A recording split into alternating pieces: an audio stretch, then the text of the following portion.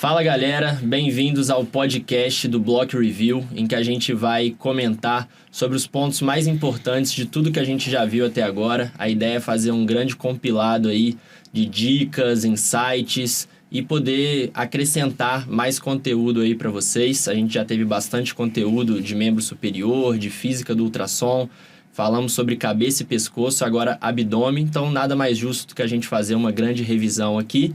E aí, para abrilhantar essa discussão, abrilhantar essa revisão, tenho o prazer e a honra de chamar um cara muito especial para mim, que é o Dr. Paulo César, que eu vou chamar aqui de PC o tempo todo, porque ele é um amigo também, né? Então não dá para ficar nessa formalidade.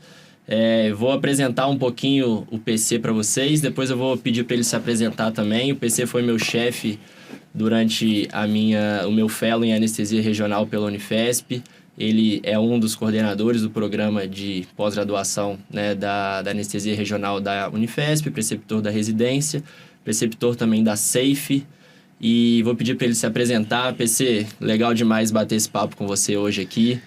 Queria que você se apresentasse um pouquinho para a galera te conhecer. Sei que muita gente que gosta de anestesia regional já deve te conhecer dos congressos, dos workshops, mas fala um pouquinho para a gente aí da sua trajetória. Bom, vamos lá. Bom dia, obrigado pelo convite, Matheus, um grande amigo. Bom, eu comecei há muito tempo atrás, né? Acho que quando começou o boom, assim, da grande perspectiva de anestesia regional com ultrassom. O ultrassom começou a passar a ser realmente uma realidade, não só em São Paulo, mas ao longo do Brasil. Né? A gente já tinha essa necessidade. Quando eu era residente, tinha esse lance do... Nossa, né? Eu vim para São Paulo num congresso e eles falavam, não, na época do estimulador, e no Rio de Janeiro, o estimulador era a realidade. E você fez a minha formação foi toda no Rio de Janeiro. Aqui em São Paulo, foi só o fellow, né, de anestesia regional, fui da primeira turma. Então você veio para fazer o fellow para São Paulo? Não, eu vim porque eu vim mesmo. Você veio para trabalhar. Eu queria continuar estudando, né? Em São Paulo as coisas aconteciam, né? Quando a gente fala São Paulo, né, é muito maior, macro, por tudo. São Paulo é muito grande. Né? Então, a parte de ensino, de cursos, também eles acontecem ao longo do ano. Né? Isso não é só na anestesia. Acredito que seja, né, os grandes centros, né, grandes referências gerais, acabam sendo aqui os grandes eventos. Né? O Congresso Paulista é o maior exemplo disso. E aí eu queria continuar vindo e acabei vindo. Bati lá na escola, me aceitaram e foi continuando. Você foi pioneiro lá no programa de anestesia regional, né? Pois é, um projeto, né? A gente foi a cobaia, né? Eu e a Fernanda, né? Já tinha uma perspectiva de se fazer um projeto maior, né? Essa necessidade. As pessoas ainda não conheciam muito a anestesia regional. E aí o doutor Takeda e o professor doutor Leonardo Ferraro, se juntaram e falaram, vamos fazer algum projeto? Né? E foi graças a Deus. E eu já estava na escola, né? Eu fiz o processo seletivo, passei, graças a Deus. Mudou muito a minha vida. E de ali a gente falou, vamos montar um grupo? Vamos. Então eu fico feliz, né, de ter não só participado como aluno, mas ver o que é hoje, né, o nosso grupo de anestesia regional. É um grupo que atua não só na parte de ensino, mas também com publicação, né, a gente recebe, né, na Casa da Mão, a gente acaba recebendo residentes do Brasil inteiro, convites de pessoas de fora do Brasil, isso pra gente, assim, é muito bacana. Então, né, eu estava lá desde o início, né? E você vê o que se tornou hoje, né? Não só, né, no grupo, mas a anestesia regional, a perspectiva da anestesia regional no anestesiologista é muito legal, fico bacana, fico feliz assim, de ter participado. E a gente foi para outras empresas fazer cursos, porque tinha uma demanda muito grande. Não que hoje não tem, sim, mas, né, fico feliz, assim, de... E hoje em dia, me conta um pouquinho aí pro pessoal saber o que você está fazendo hoje aqui em São Paulo. Trabalhando, igual condenado, brincadeiras à parte, mas a gente trabalha bastante, né? Eu sou lá da escola, né? Da Escola Paulista, sou funcionário. Preceptor da residência lá? Eu sou concursado lá e já participo, né, na preceptoria da residência já há algum tempo. Né, na coordenação do programa, porque uma coisa é a residência, outra coisa é o programa de anestesia regional. Né? Lá eu sou um dos coordenadores, né? Hoje de frente está mais eu e o Takeda. Uhum. Não que não tenha outras pessoas, né? Mas tem a dor também, né? A dor, né? A gente alavancou, a dor foi alavancada, então a dor hoje... E a dor da Paulista é fortíssima também. Eles estão... Eu lembro quando eles mal iam no centro cirúrgico. Hoje eles têm 2 dias toda semana e fazem bastante coisa, procura pela especialidade. Acho que é dor de uma maneira geral e como a gente tinha essa referência da anestesia regional, né, acabou bastante. O Léo realmente revolucionou a dor lá, então é bem legal, assim. Eu fico lá, né, eu faço isso, né? Eu sou sócio de uma empresa de anestesia, né? que é a CEF, que nós temos um programa de residência, então eu sou também um dos coordenadores lá dessa parte de ensino. Eu sou, né, hoje tem uma pós-graduação de anestesia regional, né, do Einstein, eu sou o coordenador, né, obviamente eu falo assim, gente, não sou eu, né, eu não faço nada só, a gente não faz nada sozinho, né, você faz parte, né, mas assim, a gente estava lá desde o início também, é uma oportunidade de estudar desde o início que a gente vê as coisas, né, você vê crescendo, isso é bem legal, você, a Luísa, a Luísa é um monstro, né? Ela foi aluna e hoje ela participa. Então é bem legal, né? E a um abraço pra Luísa aí, que é parceirona nossa. Um abraço pra Luísa. A Luísa é meu braço direito, esquerdo, no meio, ela faz tudo, praticamente, né? E eu acho que é isso, né? A gente tem fazendo um monte de coisa, assim. Sempre tem alguém chamando a gente para fazer um curso fora, né? Vamos fazer um curso lá em BH, vamos fazer um curso em Goiânia. Vamos, sempre, né, com a mão levantando a bandeira da anestesia regional. O intuito, né, de divulgar mesmo, espalhar, sim, né? Sim. Isso é bem, Quanto mais pessoas souberem fazerem bem a anestesia regional, cara, eu acho que os pacientes se beneficiam. É isso, né? Quando a gente fala de qualidade de analgesia, a gente fala de custo, né? Se o paciente consome menos opioide, é menos tempo de internação, o custo é menor, uma ampola de anestésico local é bem mais barato, né? Cara, às vezes a pessoa poder ter tempo para poder investir, para poder fazer um curso, né? E se especializar. E, às vezes, o custo, né? Do curso, enfim, aparelho de ultrassom. Mas isso, um aparelho de ultrassom para o hospital não é o que... Hoje em dia já é a realidade, né? Assim, é difícil. Antigamente... não se via tantos aparelhos de ultrassom nos hospitais, era mais escasso, às vezes você tinha que, né, implorar para um outro departamento ali para conseguir ultrassom. Hoje em dia, acho que pelo menos um ultrassom ali no centro cirúrgico é a realidade. Né? As pessoas iam procurar a gente nos cursos fora, assim, né, da universidade e falavam, olha, nós ainda não temos um aparelho, mas nós queremos comprar um. Aí depois a gente viu que o aparelho era aquele aparelho compartilhado, né, que era da radiologia que o pessoal usava. Depois a gente via recebendo nos cursos, né, o residente e o staff. Porque aquele grupo lá, aquela localidade, eles falam, não, a gente vai aprender junto, porque agora a gente já tem um ultrassom. E hoje é dificilmente... Bom, a realidade de São Paulo, né? A gente fala muito de São Paulo, a gente fala a realidade de São Paulo. Mas a gente vê que dificilmente a gente vai ter um hospital que não tenha. Até porque os hospitais que às vezes não têm aquele aparelho, hoje tem os ultrassons portáteis. Nem sempre foi assim. Sim. Então, às vezes, por mais que o hospital, o grupo não consiga investir... A pessoa física, o anestesista preocupado, ele consegue, cabe no bolso, né? Cabe na realidade. Sim. Então, ele tem aquele ultrassom lá e ele consegue fazer realmente bastante coisa, né? Com vários aparelhos portáteis, os aparelhos que são pocket, né? Que são... É bem legal, assim. Então, hoje, dificilmente você vai ver a pessoa não fazer anestesia regional por falta de recursos. Não estou falando assim, estou falando da realidade de São Paulo, sim, né? O Brasil, ele é muito grande, diferentes realidades, a gente entende isso. Às vezes em São Paulo mesmo, a gente vê diferentes realidades. Com a falta de ultrassom e tá... Sim, né? Com certeza, a gente não está aqui para ditar regra, mas hoje o que a gente vê, né? Quando nós começamos há um tempo atrás, né? A gente viu o boom do ultrassom e hoje... você vai conseguindo, né? Acho que até como fala de qualidade de hospital, de acreditação, né? Um aparelho de ultrassom é salutar, né? Ter ali, né? Por vários motivos, por diagnóstico. Hoje tem point of care, né? O point of care, ele veio, né, junto, né, com a anestesia regional, né? Os acessos vasculares, de uma maneira geral. Dificilmente no hospital, né, que tem acreditação, você vai ter problema se você não usar o aparelho de ultrassom. Então, é uma ferramenta que facilita muito a vida, né, de todos os profissionais e principalmente do anestesista, quando fala de anestesia regional, né? Com certeza. E aí, então, vamos já aproveitando o gancho do ultrassom, aproveitando, né, esse nosso papo. Nosso primeiro módulo, PC, foi de física do ultrassom. Graças a Deus. Tem que começar do básico, né? Não dá pra começar falando de bloqueio, de plexo braquial, igual anatomia, cara. Fala aí do eretor da espinha, mas eu não sei onde é que eu enfio a agulha. Exatamente. Né? É o problema de todo mundo. O pessoal deve ficar bravo porque eu lanço o módulo, primeira aula, anatomia. Os caras devem falar, é deprimente. Puta merda, aula de anatomia. Mas, cara, a aula de anatomia, pra mim, é a top 1 de todos os módulos que eu fiz até agora. A aula de anatomia, a gente recebe um feedback, o cara fala assim, cara, ainda bem que teve essa aula, porque eu passei a entender coisas que eu só decorava, só falava, é ali que bota e não sabia nada por que funcionava. Matheus, eu sempre falo isso, cara. Assim, você fala aula de anestesia regional, você vem com um cronograma, né? Essa é a primeira aula, o cara tá achando que ele vai ver aí você fala física e ultrassom. Aí dá aquela, né? O cara já dá aquela murchada, dá aquela desanimada. E quando, às vezes, é um curso online, a pessoa pula aquela aula.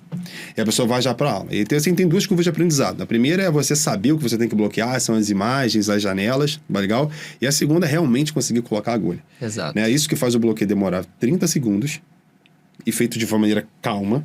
E aí demora 30 minutos se você não sabe se ficou bom, porque você não conseguiu ver o diabo da agulha. Exato. Essa que é a verdade. Então, assim, muitas vezes, eu lembro do Henrique, que é um monstro da anestesia regional, ele foi aluno nosso de fellow, e eu lembro que eu dei uma dica pra ele da primeira aula, dos primeiros 5 minutos de anestesia regional, que foi de agulhamento. E eu lembro que ele já tava assim, em junho, julho, e nesse dia eu fiquei com ele, quem ficava com ele era o Takeda, e eu fiquei lá com ele, eu dei esse bizu pra ele, e ele ficou assim o dia inteiro, era 5 horas da tarde, ele, cara, aquele bizu que você me deu, cara, eu falei, Takeda deve ter falado isso pra você em 5 minutos, você não teve maturidade pra poder pegar aquela informação, mas é isso, você não tem que aprender tudo de novo, né? O pessoal da radiologia intervencionista, o que eles dominam bastante? É o agulhamento. Exato. Eles têm noção disso e para eles é muito claro, eles fazem muito. Então, e assim, não adianta você querer aprender o bloqueio novo, o bloqueio mais difícil. O pessoal vai muito em congresso hoje e fala, eu quero ver a aula daquele bloqueio mais novo.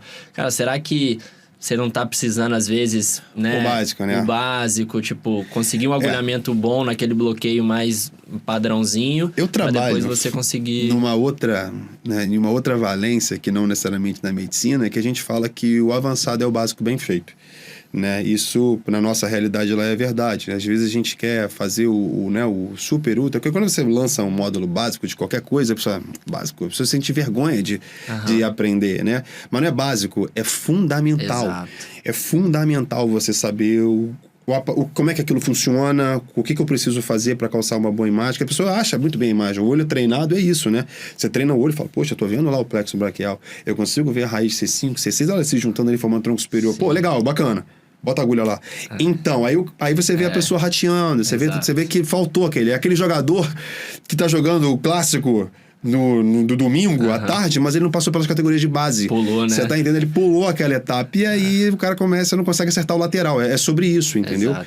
Mas E aí dentro disso, cara, assim, a dica... E aí eu vou falar da experiência que eu tive que você teve participação, cara. Uma das maiores dicas pra mim é entrar com a agulha a uma profundidade no tecido correspondente à profundidade que o nervo que você quer bloquear tá... Isso, cara, quando a pessoa entende aquilo que você tá passando, ela fala simples, assim, né? Caraca, não é possível, eu fiz bloqueio errado a vida toda, é por isso que eu não vi a agulha. É simples, né? Quando a gente começa a fazer anestesia regional, não sei porquê, a gente pega a agulha, eu também devo ter sido assim, eu não lembro, né? E eu sempre falo com o Takeda, às vezes eu comentava, Takeda, outro dia eu tive que chutar a Cris, cara, pra ela prestar atenção no que eu tava falando, e ele ria, né? A Maraína também, porque a gente tirava o aparelho de ultrassom e queria colocar em cima da agulha, né? Você perdia a imagem, ele riu. Eu falei, o que foi? Ele, cara, você fazia igualzinho, eu nem lembro. A verdade é que eu nem lembro. Aquilo pra mim, eu tava tão estressado pra querer mostrar a imagem, a agulha. E é verdade, faz parte. Eu não sei porque quando a gente começa a fazer anestesia regional, a gente pega o nosso probe, né? E a gente vai pegar a nossa agulha, a gente já terminou com aquela imagem, vai sair lá, e a gente bota a agulha sempre quase furando o probe, muito próximo. Pode ser que funcione, mas para uma estrutura que fica um pouco mais profunda, e eu não digo necessariamente um bloqueio profundo. Quando a gente fala do radial ao nível do cotovelo, né? Se você entrar com a agulha na profundidade que o nervo radial tá passando, fica um bloqueio, é bonito de ver. Ciático na via poplítea, se você entra lá em cima, Nossa, você tá lá em cima, você vai ter angulação e tal. Algumas vezes não tem como. Por exemplo, você vai fazer a via infraclavicular, já começa a não ficar tão interessante. Aí vai rolar a habilidade, o treino, manejar, você precisa angular. Às vezes, o probe, né, pra te ajudar. Você tem que fazer aquela angulação lateral, né? Mas esse lance de você entrar próximo e entrar profundo faz toda a diferença no seu bloqueio. E o pessoal às vezes confunde com entrar longe do probe, né? Entrar profundo, porque entrar longe, a sua agulha só vai demorar. Vai me filmar aqui, eu vou mostrar. Quando a gente tem eu vou até pegar um vídeo aqui pra exemplificar. Ó, essa é uma aula nossa de agulhamento. Vou colocar aqui em tela cheia para tentar explicar o que é essa questão. Paralela ao probe, eu quero que ela saia exatamente ali. Então, o nervo é aquela estrutura branca ali perecoica, né? É 1,5 centímetro de profundidade. Eu vou dar... O nervo tá 1,5 centímetro de profundidade. Eu dei a distância... Eu vou entrar aqui no tecido mais ou menos 1,5 centímetro. Então, eu entrei lá dentro do tecido, ó. Aí, eu deito a minha agulha. E aí agora sim, ó, na hora que eu entro... Bacana. Ela não sai lá de cima, né? Exato, porque se eu entrasse só longe e não desse profundidade no tecido... Um pouquinho acima, o que eu poderia... Aí aqui até explico que eu ainda entrei um pouquinho acima. Se eu quisesse ser mais chato ainda, entrar na cara do nervo, eu poderia dar mais profundidade ali. E aí, na hora que eu deitasse a minha agulha, ela ainda sairia lá, mais na cara do gol. Você ainda, vai fazer uma angulação, mas uma angulação tão pequena que não comprometendo o seu agulhamento. Sua agulha você vai conseguir ver ela muito bem, né? Perfeito. Mas quando a gente começa com anestesia regional, a gente acaba quase que fura o probe. Você pega uns probe, sabe aquele ultrassom que é de todo mundo? Sim. Você pode pegar lá o probe, você vai ver que ele tá rabiscado. Ele dá rabiscado porque as pessoas estão muito próximas. Aí daqui a pouco dá uma faixa preta, cara não tem que mandar pra manutenção. Mas é por conta disso, né? Então, para estruturas superficiais, vamos botar uma regra aqui. Para estruturas superficiais, eu vou colocar a agulha próxima ao probe. Para estruturas mais profundas, profundo ao probe e não distante do probe, porque distante você está entrando na mesma profundidade. Seria basicamente isso. E para isso funcionar, a gente tem que usar uma característica, né, uma qualidade do aparelho de ultrassom que às vezes a gente negligencia. Que é o quê? Aquela régua milimetrada que aparece do lado. Aquela régua é fundamental para a gente saber aonde que eu vou entrar com a agulha. Eu acho que tem ali do lado, né? Ali do lado, vou botar você consegue botar ali, ó, isso. Essa régua milimetrada é fundamental. Eu falei que era 1,5 cm, mais ou menos aqui, ó. Fundamental. Exatamente. Então é isso. Para estrutura superficial, próximo ao probe. Para estrutura profunda, profundo ao probe. Profundo quanto? Quanto a régua milimetrada vai dizer pra gente. Exatamente. E aí, passando esse módulo de física do ultrassom, a gente começou o módulo de ombro, que é um módulo bem bacana, né? Fizemos bastante. Lá na Casa da Mó a gente faz bastante. Ombro, o pessoal não acredita que a gente faz cirurgias de ombro lá, manguito rotador em cadeira de praia com bloqueio e sedação. Os caras, mas pega mesmo? Fala, pô... Eu vou te falar que eu já fiz mais de 50 e pega, cara, assim. Não estamos aqui fazendo juízo de valor da anestesia de ninguém, nem fazendo recomendação de anestesia, pessoal. É só adaptando. Lá na Casa da Mão a gente tem um centro cirúrgico ambulatorial, pacientes asa 1, principalmente, né? O pessoal já está totalmente alinhado, né? Equipe cirúrgica, o pessoal opera rápido. E aí a gente tinha essa possibilidade de fazer lá cirurgias de manguito, principalmente com bloqueio interescalênico, plexo cervical, né? Importante falar isso, porque às vezes o pessoal acha que só fazendo o interescalênico lá vai pegar. Se você não fizer o plexo cervical, você vai ter uma falha da pele. E dá para fazer com sedação, enfim, dando um conforto. Só deixar uma coisa bem clara, assim, fala assim, pô, mas vocês fazem cirurgia de ombro sem entubar. Vamos lá. Primeiro ponto, né? Não acho que não é questão de ser melhor técnica ou uma prática. A primeira coisa que a gente vai ver é se o paciente, ele é um paciente elegível de ser feito com sedação. Tem paciente que ele já entra no centro cirúrgico, me bota para dormir. Esse paciente, ele não é o candidato. Nem insiste. Por mesmo que dá para fazer. O que a gente está discutindo aqui é se a anestesia regional contempla aquela área topográfica. É possível de fazer. É possível de fazer. Se vai ficar bom, se o paciente ajuda, se o paciente, se o tempo cirúrgico, nós não estamos discutindo aqui a habilidade de cirurgião, nós não estamos discutindo aqui a realidade que você está. Nós estamos discutindo se o bloqueio funciona para aquele procedimento. Não é isso que a gente está discutindo? Exatamente. Perfeitamente. Aí cada um dentro da sua realidade. Óbvio que se você fizer anestesia geral, talvez seja mais confortável para o cirurgião. Né? Enfim... Mas, às vezes, a gente faz lá as cirurgias artroscópicas, a gente, até porque fica muito molhado, a gente acaba que entuba, né? A gente vai para fazer o bloqueio primeiro, e depois a gente acaba, né, associando a anestesia geral por uma questão de conforto, lateralidade, né? Do paciente, fica decúbito lateral. Alguns pacientes de cadeira de praia eles também fazem, né, uma cirurgia artroscópica em cadeira de praia, e a gente acaba fazendo anestesia geral, porque o paciente fica muito molhado, deve ficar muito desconfortável. Mas, pela técnica, ela contempla a analgesia daquele local. É sobre isso que a gente vai discutir aqui. Bacana. E aí, o interescalênico, né? Vou até colocar uma imagem aqui. O interescalênico, né? Colocando uma imagem mais clássica aqui, das estruturas identificadas, né? É um bloqueio que a gente vai estar querendo bloquear ali as raízes de C5 e C6, né? E aí, eu vou colocar aqui uma pauta que a galera, às vezes, PC... Eu vejo muito residente, né? Trabalho muito com residente também. Eu vou colocar ali, vou ver o sinal do semáforo e vou colocar meu anestésico local. Cara, é perigoso isso. Não perigoso no sentido de... Provavelmente aquelas estruturas que vocês... Né, aquele sinal do semáforo, né? São as raízes, provavelmente, C5. Só que assim, C6 é uma raiz que costuma se dividir. Às vezes o cara tá achando que tá bloqueando C5, C6, C7. Tá bloqueando só C5 e C5, C6. Então é uma questão de fazer o bloqueio de forma assertiva. Tem aquela questão de... Né, usar o processo transverso das vértebras de C7, C6, C5, a sombra acústica, para poder, né, ajudar nessa identificação. A gente fazer isso sempre lá, né? Com certeza. Quanto mais você conhece da sonoanatomia, melhor você vai adequar o seu bloqueio. Isso aí é um fato, né? Eu preciso fazer, né, identificar C5, C6 e C7, que é o que hoje a gente consegue ver com os ultrassom que nós temos. Para falar a verdade, para fazer o bloqueio, não. Para falar a verdade, você não precisa nem de ultrassom. As pessoas fazem anestesia regional. A anestesia regional é uma coisa bem antiga. Só que o que a gente consegue fazer hoje, que o ultrassom nos permite também, é diminuir o volume. Antigamente, você fazia um estímulo qualquer no plexo braquial e você afogava o nervo. Porque você não sabia para onde dispersão. Então você compensava isso com usar muito volume no interescalênico volume. não é a melhor prática, né? Olha, não vou... Sim, até porque pode fazer hérnia. Porque bloqueio do nervo frênico vai fazer com pequenos volumes. Sim. Se eu não posso bloquear o frênico. Então a gente para aqui e tem que ir para outro lugar, né? Independente do volume que você vai usar, o professor doutor Luiz Fernando Falcão, para quem conhece, né, que é um dos docentes da nossa disciplina, o trabalho dele de pós-doutorado lá em Harvard, ele publicou em revista, né, acho que foi na British que publicou, ele fala sobre isso. Ele consegue chegar num volume que acima de 4 ponto alguma coisa, você já tem bloqueio do frênico. E quem é que se vai fazer um bloqueio interescalênico com menos de 5 ml?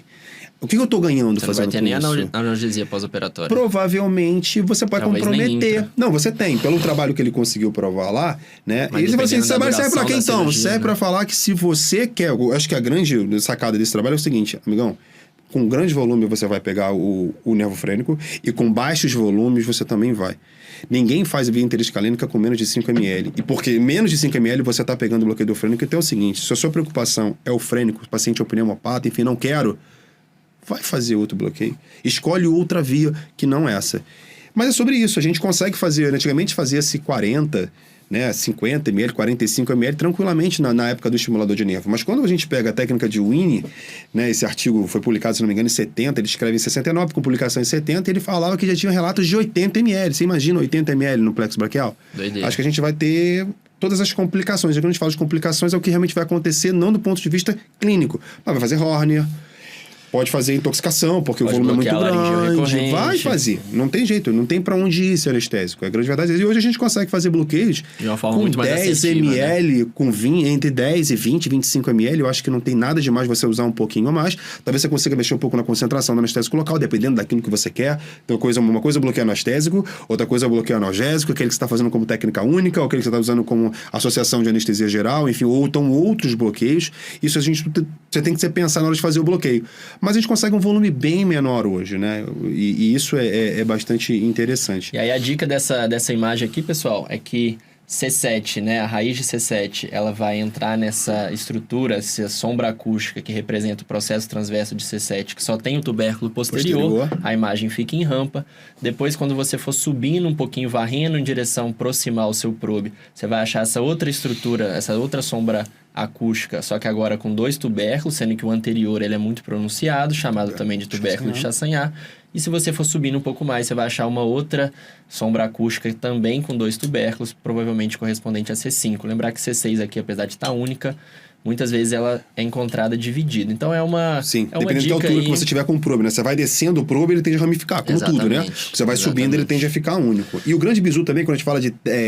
a gente acaba observando, é que a sombra acústica do processo transverso de C5, ele é bem mais justinho, exatamente, né? Às vezes o C6 ele parece mais distante, mas né? tipo um V, ele é mais distante. O C5 é... mais agarradinho, isso, né? Mas, né?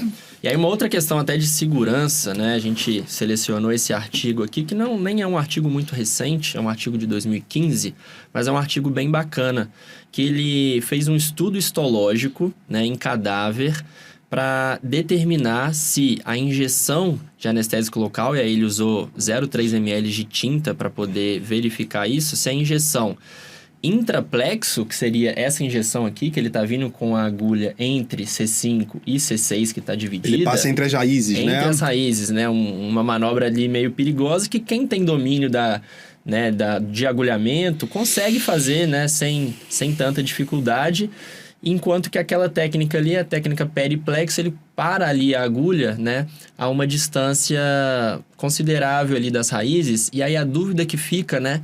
Era se ali teria uma barreira, né? Se você colocasse a agulha um pouquinho mais distante, se teria ali uma barreira que impedisse a propagação do anestésico local de forma satisfatória ali para as raízes. E se você fizer a técnica intraplexo, se isso representa ali uma preocupação, né? E quais foram os resultados, assim, mais interessantes desse estudo?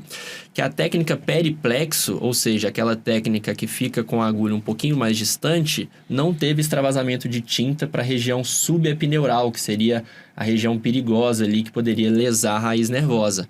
Então, se mostrou uma técnica bastante segura e a eficácia dela foi exatamente a mesma da técnica intraplexo. E aí, na técnica intraplexo, dava para ver ali que tinha extravasamento de tinta entre C5 e C6 em 88% dos casos, que era o que a gente esperava, só que nos outros 12%, né, dos pacientes, na técnica intraplexo, a gente conseguia ver tinta ali na região subepineural, o que poderia, né, representar ali um risco de lesão nervosa que, né, aí teria que ver se essa lesão nervosa ela seria uma lesão potencialmente danosa clinicamente para o paciente. Mas acho que o mais interessante aqui é falar da mesma eficácia das duas técnicas, sendo que a técnica periplexo te daria ali uma segurança de não extravasar ali para a região subepineural. Acho legal falar isso para poder... É importante. A gente fazia muito assim lá, né? A gente acaba que vê, até por conta de habilidade, a gente está evitando mais fazer entre as raízes. Principalmente nessa situação. Que você tem... Eles estão muito próximos, né? Naquela imagem do sinal, que fica aquele empilhado de bolas, fica muito próximo, né? Então, você pode ter uma dispersão um pouco maior. Talvez, quando a gente faz um bloqueio mais alto, a gente consiga... Por conta da distância entre as raízes, talvez seja mais tranquilo. Mas o trabalho, ele não fala sobre isso. É achismo, né? Tem que tomar cuidado. A grande e também, verdade como é foi essa. estudo em cadáver, a gente não sabe se são lesões que representam... Só lembrando que o anestésico local ele não faz bem, né? Exato. Quando a gente fala de trauma, de agulha no nervo, a gente tem aquele efeito do double crush, que é a lesão traumática da agulha associada química, né? à lesão do anestésico local. Então, o anestésico local, ele é o mal necessário que a gente acaba usando. Então, quanto mais distante, né? E para falar a verdade, isso não é novo, né? O pessoal da Naisora, né? E não tô aqui fazendo, né? New York School of Regional Anesthesia, eles já falavam isso, que a gente não precisa passar. E esse trabalho, ele só prova histologicamente que você tem alteração, que talvez não tenha repercussão clínica, mas tem alteração macroscópica nervosa, né? Então, isso não é, mas bacana. É sabido, porque né? Mas é legal mostrar. E eu acho que o mais legal também é falar da eficácia, né? Um estudo, claro que a gente não vai tomar nenhuma conduta somente por um estudo, né? Hoje em dia tem estudo de tudo. Se você quiser provar alguma coisa, você pega... Tem algum trabalho lá para fundamentar o que você está falando. Sim. Mas é legal mostrar, né, quesito eficácia em relação à técnica mais segura, né? Sim, com certeza. E aí, em relação à segurança também, quando o assunto é interescalênico, a gente já comentou, né, que vai ter bloqueio de frênico em 100% dos casos. Então, é para fazer o bloqueio de interescalênico para o paciente que você não teme ou não, né... Que você não está preocupado, pode assumir que ele tem um bloqueio de frênico. E quando, né, lá na Casa da Mão, né, PC, a gente só tinha paciente asa 1, né? Então, é muito tranquilo fazer interescalênico lá. E o pessoal tem muita dúvida em relação a quando quer bloquear frênico, quando não quer bloquear frênico, né? Qual bloqueio que faz? Hoje em dia a gente tem algumas opções, né? Tem o bloqueio seletivo do tronco superior, tem o shoulder block, tem outras opções, né? O pessoal tem comentado de fazer infraclavicular ou coxoclavicular associado ao supraescapular isoladamente na via anterior. Hoje tem opções, né? Você tem alguma preferência? Lembrar que, sim, tronco superior pode bloquear frênico também. A gente tá falando só de... Toda vez que a gente fica nessa dúvida, né? Tipo assim, não posso fazer interescalênico, eu tenho que lembrar da anatomia, né? E você faz muito bem, você fala muito bem quando fala assim, vamos pensar na anatomia. Vamos estudar bloqueio de membro inferior. Peraí, deixa eu relembrar a anatomia justamente por isso. A anatomia, muitas das vezes, ela vai responder essa pergunta pra gente. Quando a gente fala de cirurgia do ombro, que eu acho que é isso que a gente estava comentando aqui, eu tenho que pensar quais são os principais responsáveis pela inervação do ombro. E são esses caras que a gente tem que, independente da via, eles têm que ser alcançados. Vamos aproveitar esse tema só para deixar claro, pessoal. Inervação do ombro. O ombro vão ter 4 nervos principais que vão ser responsáveis pela inervação do ombro.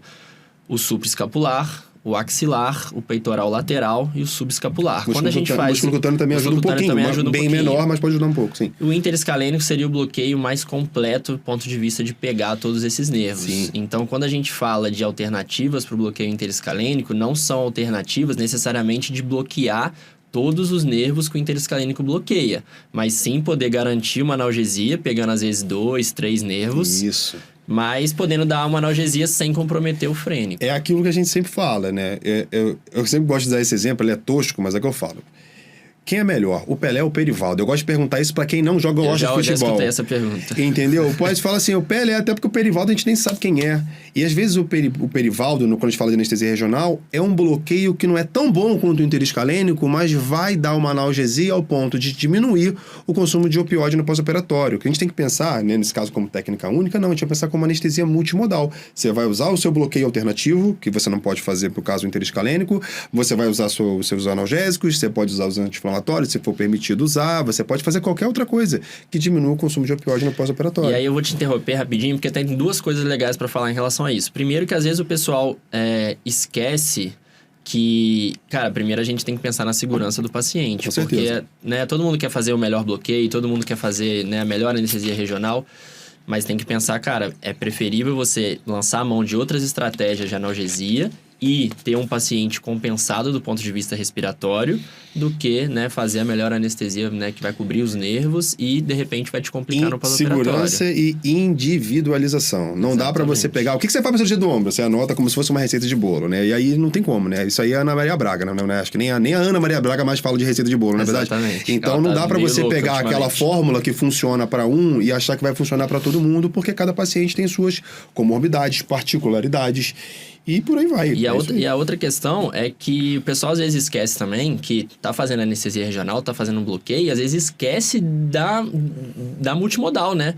E isso Já pode até te complicar, cara. Isso já... favorece dor rebote quando passa o bloqueio. Então, assim, vou fazer um shoulder block. Shoulder block não é o melhor bloqueio para ombro? Não é o melhor bloqueio para ombro.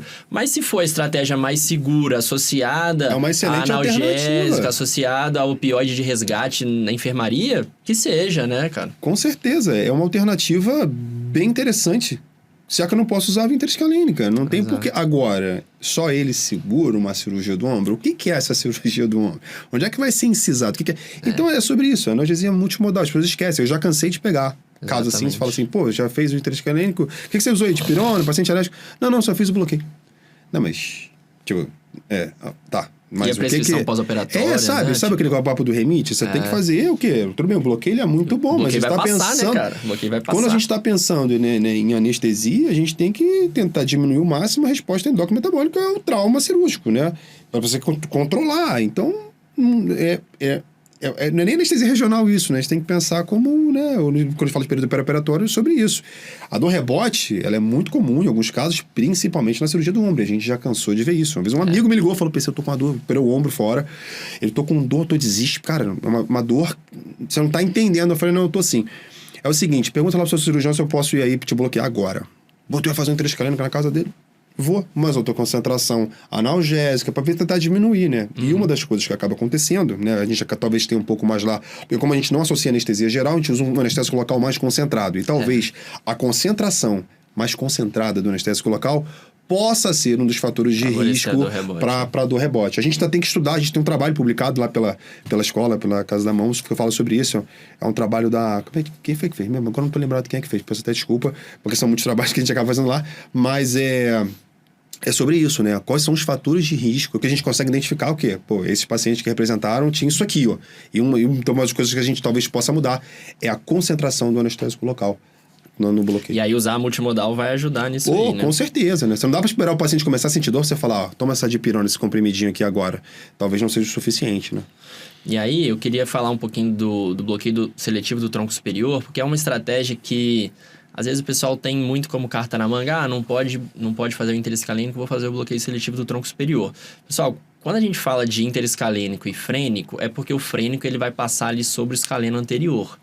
E aí a ideia vamos fugir então um pouquinho, vamos descer um pouquinho mais o nosso probe em relação à via interescalênica. Quanto mais a gente fugir ali do escaleno anterior, mais a gente distancia do frênico. Só que, eu vou até colocar uma imagem aqui do bloqueio seletivo do tronco superior para o pessoal, né, que não está muito familiarizado. Ali a gente tem a subclávia tá ali embaixo, a primeira costela estaria ali embaixo. E aí aqui a gente subiu um pouquinho o probe em relação à janela do supraclavicular para que o tronco superior que está aqui, ele pudesse já estar um pouquinho mais separado, né, das outras estruturas do plexo braquial aqui. Então, o tronco superior está aqui em cima, e esse nervinho que, né, chega ali, que está saindo do tronco superior, que é o nervo supraescapular, a gente quer vir com a agulha aqui e colocar o anestésico local só aqui, né? Fazer um bloqueio seletivo do tronco superior. Mas a gente tem que lembrar que o escaleno anterior, ele tá próximo, né? Dessa abordagem. O frênico vai estar ali próximo. E eu falo isso porque, né? O pessoal, às vezes, lá na residência quer fazer o bloqueio diferente, né? Ah, não quero mais fazer o interescalênico, vamos fazer o bloqueio seletivo do tronco superior. Exatamente, calma. É o mal do residente. Aí teve uma paciente, cara, que ela não tinha contraindicação, né? Pra fazer o interescalênico, ela não tinha nenhuma condição respiratória, não tinha, enfim...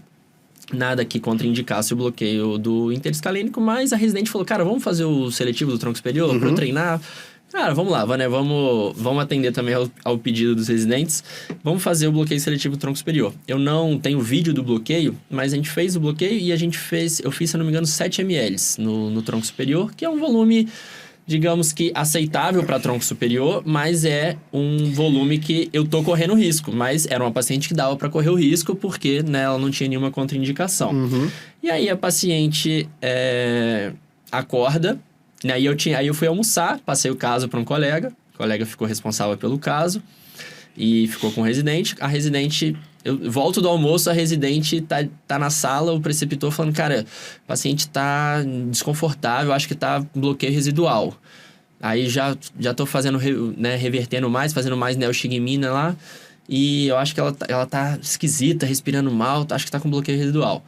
Aí fez mais neostigmina, nada, cara. Aí eu virei pra residente e falei assim, lembra o bloqueio seletivo do tronco superior? Ela pode estar com dispneia, cara. Ela não era uma paciente com... Aí essa paciente ficou desconfortável, aí ela foi recuperando, assim, não a parte respiratória, foi ficando mais acordada e falando que não estava conseguindo respirar, a gente chamou, né, o pessoal do raio-x, fizemos o raio-x, aí aqui nessa imagem vai confundir porque ela já tinha uma cirurgia prévia do lado esquerdo, ó. Aquele braço ela já tinha operado, na verdade ela operou esse braço aqui, a gente fez o bloqueio do lado direito, e aí quando a gente bateu o raio-x dava para ver a hemicúpula diafragmática dela totalmente, né, acima desse lado, mostrando que ela tinha feito uma paralisia do diafragma daquele lado e ela ficou desconfortável porque teve bloqueio de frênico. Ela ficou 4 horas na RPA com máscara lá até melhorar. E aí eu falei com a residente, falei, ó, tá vendo? A gente quer fazer às vezes um bloqueio que é tido assim, uma alternativa ao frênico. O que a gente ganhou? Uma puta dispneia no pós-operatório. Acontece, mas assim, eu acho que o volume que você escolheu é o volume bom. Primeira coisa que a gente tem que pensar, hoje nem se fala mais de bloqueio seletivo, porque essa seletividade é atrelada a volume. Você peguei aqui embaixo, vou usar um volume maior, é natural, porque as faces se encontram e é natural que ele pegue o frênico, talvez numa menor probabilidade.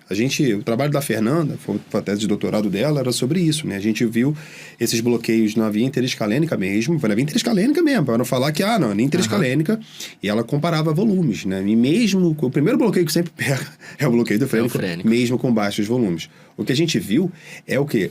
É o tempo.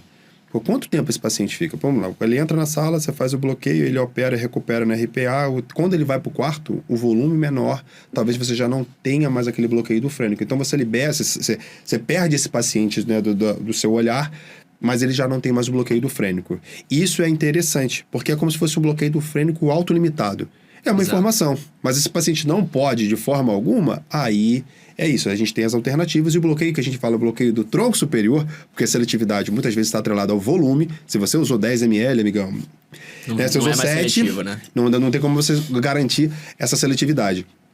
Então, é uma alternativa bem interessante, talvez a gente tentar botar o mais baixo possível, né? Porque é uma imagem de transição. A imagem do tronco. Para falar a verdade, o tronco é uma imagem, né, na anatomia, é de raízes. Tá entre, né, o interescalênico e o supra, que então, tá nas divisões. Então o tronco é aquela imagem do vulco-vulco. Peraí, eu tô vendo. Então você tá com volume lá, garante que pega todo mundo, inclusive o frênico. Às vezes é até difícil individualizar a imagem, né? Por isso que às vezes é um bloqueio. Quando você faz a via supraclavicular clássica, né? Você fala assim, tá, cadê o tronco superior? Você sabe que o tronco inferior é lá no cornea pocket, para garantir. Mas o tronco médio, o tronco superior, ele fica meio assim. E essa imagem é bem legal quando você faz de baixo para cima. Porque você consegue ver as raízes se formando e elas se juntam para formar o tronco superior. E ali já vê o nervo supraescapular. Talvez pegar só o nervo supraescapular um pouco mais longe pode ser uma alternativa. Tanto que a técnica do shoulder block, mesmo quando foi descrita, não é pegar o supraescapular na via anterior, e sim na via posterior, né? Via posterior com o nervo axilar. Dá um bloqueio melhor, igual, equivalente ao interescalênico? Não. Mas é uma alternativa mais segura do ponto de vista de bloqueio de frênico. Segurança, exatamente. E aí, pessoal, Outra coisa que eu queria perguntar aqui, aproveitar o PC, aproveitando o tema, né, interseção com interescalênico, o pessoal fazia muito interescalênico e associado também a plexo cervical para clavícula. Hoje em dia a gente tem um outro bloqueio interessante para clavícula. Eu particularmente gosto, tenho bons resultados com esse bloqueio, que é o bloqueio da fáscia clave-peitoral, né? Que é um bloqueio que a gente vai fazer, né, a injeção ali, batendo mesmo ali na clavícula, né? Infiltração, né? A gente fala bloqueio, mas é meio uma infiltração que a gente acaba fazendo, sim. E com o benefício de evitar, né, os efeitos colaterais possíveis do interescalênico. Eu acho que talvez essa seja a grande vantagem, porque se a gente fizer um bloqueio interescalênico associado ao plexo cervical para uma cirurgia de clavícula, é bem possível que a gente, né, vá conseguir uma analgesia bem bacana, né? Mas pode ser que o paciente fique com aquele bloqueio motor prolongado do braço, que às vezes incomoda, pode ter, né, bloqueio difrênico. Então, acho que surgiu como uma alternativa, né? Interessante, né? O que você acha desse bloqueio? Então, vamos lá. Cirurgia de clavícula é o divisor de águas, né? Porque, assim, tem pessoas que fazem anestesia geral e, às vezes, esquecem de não fazem tanto bloqueio. Às vezes, o cirurgião dá uma infiltrada e eles infiltram o que a gente conhece como bloqueio, né, da fáscia clave-peitoral. Tem a possibilidade de fazer só via interescalênica, né? E alguns fazem o bloqueio do plexo cervical superficial. Quando a gente fala de clavícula, é interessante lembrar da inervação da clavícula, né? Tem a parte da clavícula superior e tem a parte inferior, né? Mas quando a gente faz o bloqueio do plexo cervical superficial, muitas vezes quem faz só com o bloqueio do plexo braquial pode ser que não fique tão bom. E algumas vezes fica. E geralmente desses pacientes que ficam bom é por contiguidade do via interescalênica que acaba pegando a técnica, né, do bloqueio do plexo cervical superficial, por contiguidade. Porque eu não posso fazer bloqueio num lugar e esperar analgesia em outra. Quando a gente fala de clavícula, um dos principais, né, nervos ali é os nervos supraclaviculares, que não fazem parte do plexo braquial, fazem parte de outro plexo. E quando esse bloqueio, quando faz a via interescalênica ficar bom, provavelmente foi aquele volume, um volume considerável, um volume razoável, que ele acaba migrando para o plexo cervical superficial. Primeira coisa, eu fiz o bloqueio do plexo cervical superficial, que é bem superficial mesmo, eu vou ter bloqueio do frênico, porque ele dispersa na direção da via anterior ao escaleno anterior. Então, isso é uma coisa que a gente tem que pensar também. E esse bloqueio, né, que você falou que é o bloqueio da fáscia clave-peitoral, é um bloqueio que ele não migra, é um bloqueio interessante. Então, fazer às vezes uma anestesia geral, no caso do paciente pneumopata, e fazer esse bloqueio é bem interessante. A gente já fez lá no hospital do MBoi, né, com a Lívia, a gente fez algumas vezes. Um paciente que não tinha nenhuma comorbidade, a gente só usou técnica de anestesia regional, não associando a anestesia geral. A gente fez lá o bloqueio do interescalênico, a gente fez o bloqueio da fáscia clave-peitoral para garantir mesmo que não precisava. E tem vídeo, a gente filmando lá o paciente dormindo, na sedaçãozinha leve, não é aquela sedação com rocurônio, né? O pessoal gosta de sedar com rocurônio, aí sempre fica bom. Mas brincadeira. Mas assim, você tá não é aquela anestesia geral sem tubo. Então você vê lá que o paciente fica muito bem. Obviamente, umas fraturas que não são aquelas fraturas, né? Nossa, aquelas aberrações, um cirurgião que você conhece, num tempo cirúrgico razoável, porque fica ruim porque ele tá manipulando outras áreas que não pega analgesia. Né? Então, assim, você tem que, ver se tá apoiando na barriga, tá apoiando isso, não tem, né? Só anestesia geral consegue suprir essas coisas. Mas, pela anatomia topográfica lá, o bloqueio ele segura, dá para fazer sim. Então, é uma alternativa bem interessante. Vou colocar aqui, para quem não tá muito familiarizado com esse bloqueio, né? A gente botou aqui, tem tudo na plataforma aqui, pessoal, do curso, um bloqueio da vida real, né? Eu vou mostrar aqui pro pessoal. Então ali, ó, lado esquerdo, ó, a fratura, mostrando, é paciente real, tá? Isso aqui não é imagem da internet, não. A gente tirou, né, a foto. E a gente vai mostrar como é que funciona o escaneamento. Então, ó, aqui a gente tá escaneando, ó, a parte medial da fratura. Isso aqui é a clavícula, né? E aí vocês vão ver que vai chegar na parte da fratura, ó, perde a continuidade, ó. Perdeu a continuidade. E depois volta. Aí agora a clavícula vai voltar aqui, ó. Então isso mostra... tá bem desviado. Aí aqui é a parte lateral da clavícula. E aí eu vou até voltar depois pro meio, pra região que tá fraturada, pra mostrar essa de novo. Por que a gente tá fazendo isso? Porque a gente faz no bloqueio da fáscia clave-peitoral uma injeção medial à fratura e uma injeção lateral à fratura. Então é muito importante a gente saber aonde que está o traço da fratura. Aí identificado o traço da fratura, aqui só mostrando, né, quais estruturas que a gente costuma encontrar nessa topografia. Ali está a musculatura do peitoral maior, que a gente vai colocar, né, o nosso probe justamente ali abaixo da clavícula, e aparece até o músculo subclávio. Agora a gente vai mostrar o bloqueio propriamente dito, né? Então aqui a gente está fazendo o bloqueio. Primeiro a injeção medial à fratura, o agulhamento de caudal para cefálico. Observa, a nossa agulha está aqui, batendo mesmo aqui na clavícula. É melhor, né? É mais fácil fazer de caudal, né? Aí, não atrapalha. Olha como é que a clavícula vai descendo com a injeção do anestésico local. É esse efeito que a gente espera do anestésico local. A injeção lateral à fratura ficou até melhor. A gente fez 15 ml, né, de bupa 0,25 de um lado e 25 do outro, ó. A agulha ficou mais bonita desse lado e olha lá, como é que foi dissecando todo esse plano aqui, ó. E a clavícula abaixando, isso 5, 7 ml ainda, a gente completou para 10. Alinhamento ficou legal, tá bom, Isso porque esse ultrassom ainda é mais ou menos. Não, ficou bom. Boa. Legal, né? Imagem, então esse é o imagem. bloqueio para quem não tá tão familiarizado.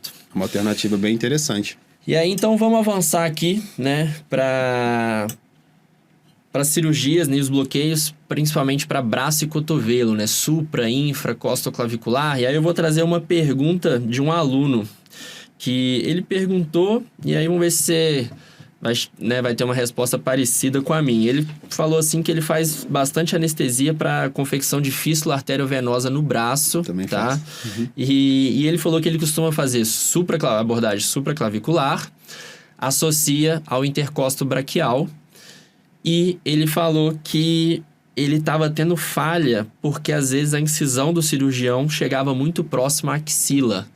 E aí eu fiquei até, né, me questionando um pouquinho, né, porque as fístulas que eu já anestesiei não chegava a incisão, né, às vezes até a axila mesmo. Vai pegando, né? Tem mais embaixo, faz outra em cima. Exato. Né? O paciente vai tendo falha do Mas a princípio ele pegou, né, o supra, o intercosto braquial, e estava tendo falha quando o cirurgião incisava muito próximo à axila. Ele queria saber se tinha alguma dica, ele queria saber o que dava para fazer diferente. O que você acha? Pensar que é difícil falar, né? Porque... Eu até perguntei, cara, tem alguma foto? Porque às vezes a gente precisa ver, né? A gente precisa ver o bloqueio, né? Precisa ver o bloqueio e precisa ver essa incisão, né, cara? Às vezes... E aí? Porque a axila, eu falei com ele, cara, a axila é uma região complexa, não é só... É uma região de plexo braquial, mas talvez você possa fazer alguma complementação, né? De alguma coisa ali na região da axila, quando você vem para a região de axila, né? Exato, porque eu falei com ele, se for axila, mas na região aqui do braço, beleza, o intercosto braquial, que tá no medial do braço, que você vai ter pegado na abordagem supraclavicular, vai pegar. Mas Sim. se for uma axila que vem para tórax aqui, aí já fica uma região, mas eu acredito que não vai chegar numa cirurgia de fístula interessante associar outro bloqueio, né? o bloqueio de parede torácica, né? Para poder pra pegar torácico longo, aí talvez seja interessante. É difícil falar, lateral, né? Mas vamos partir da premissa que ele fez. Eu acho que ele fez a técnica correta. Eu falei, né? Dá para fazer, assim dependendo também, do nível, né, da fístula, você consegue fazer até com bloqueio axilar. Para falar a verdade, a via axilar é uma via, né, que assim, você fala que faz um bloqueio axilar, né, não dá likes, né, as pessoas esquecem, mas é uma que se você fizer ela muito bem feita, você vai resolver aí mais de 90% do que você vai se deparar. Essa que é a grande verdade.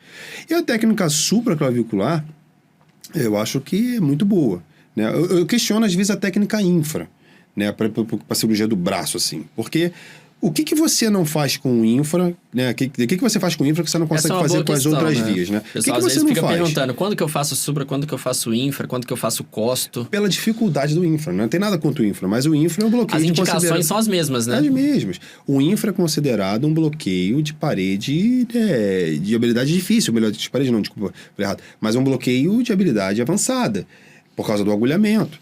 O que a gente tem hoje é aquela variação, que é a abordagem costoclavicular, que parece, né, eu sinto isso, que é um agulhamento um pouco mais doce para você fazer. Né? Então lá embaixo, botar às vezes a agulha de baixo, porque é uma estrutura que fica muito profunda, então às vezes você pega um paciente um pouco maior, você tem dificuldade, a artéria fica profunda, então é um bloqueio que é um pouco chato de fazer. Eu acho que a única indicação mesmo de fazer o infraclavicular em detrimento das outras vias é a colocação do catéter. Né? Porque quando ele passa pelos músculos peitorais, né, segura um pouco mais, porque a gente fala quando fala de catéter, você fala de migração de catéter. E isso é uma coisa que acontece, já passei por isso, mesmo no infra. né? Assim, nos queimados, a gente passa um catéter, aquele que vai tomar banho todo dia. Você vai, todo dia vai fazer uma punção? Pô, passou um catéter e tem deslocamento no catéter mesmo. Então, acho que essa que é a grande indicação. Às vezes, um paciente muito magrinho, criança, você até consegue fazer um infra bem feito, mas provavelmente nesse paciente você também faria um supra bem feito, né? Então... Sim, acho que o que hoje me define... Talvez a vantagem do infra seja que você não precisa necessariamente identificar, né, todos os fascículos ali, porque a injeção, ela é aquela injeção... né, embaixo ali da artéria, em nu, né? Mas a gente gosta de fazer anestesia regional, a gente gosta de ir lá no nervo, A gente né? gosta de ver, né? A gente dá pra ver. Você começa a botar anestésico local, né? Porque quando você fala do fascículo posterior, tem um reforço acústico. Então atrapalha um pouco aquela imagem. Você começa a botar a agulha lá e colocar a agulha lá, às vezes não é tão simples, né? Com certeza. Eu vejo isso lá, os fellows tomam uma surra, os residentes tomam uma surra, porque é chato, é um agulhamento difícil. Às vezes você tem que fazer um pouco de angulação. A agulha tem que estar angulada, então você tem que fazer o quê? Angular o probe, né? Então... E é difícil, não é? Mas eu acho que é uma ótima opção. Eu teria que ver realmente, eu acho que a via supraclavicular, ela é a melhor opção para fístula alta. Foi a pergunta aí do colega. Mas tem que ver como é que está sendo feito esse bloqueio, né? O que me faz um bloqueio, saber se o bloqueio ficou bom ou não, né, é a dispersão. Quando eu faço um bloqueio e a dispersão não está bom, quando você usa numa via, cara, eu uso ao quanto eu falo... Esse bloqueio, o anestésico local dispersou, né, perinervo. Ah, tá. Se foi com 5 ou se foi com 10, é a dispersão que vai me dizer.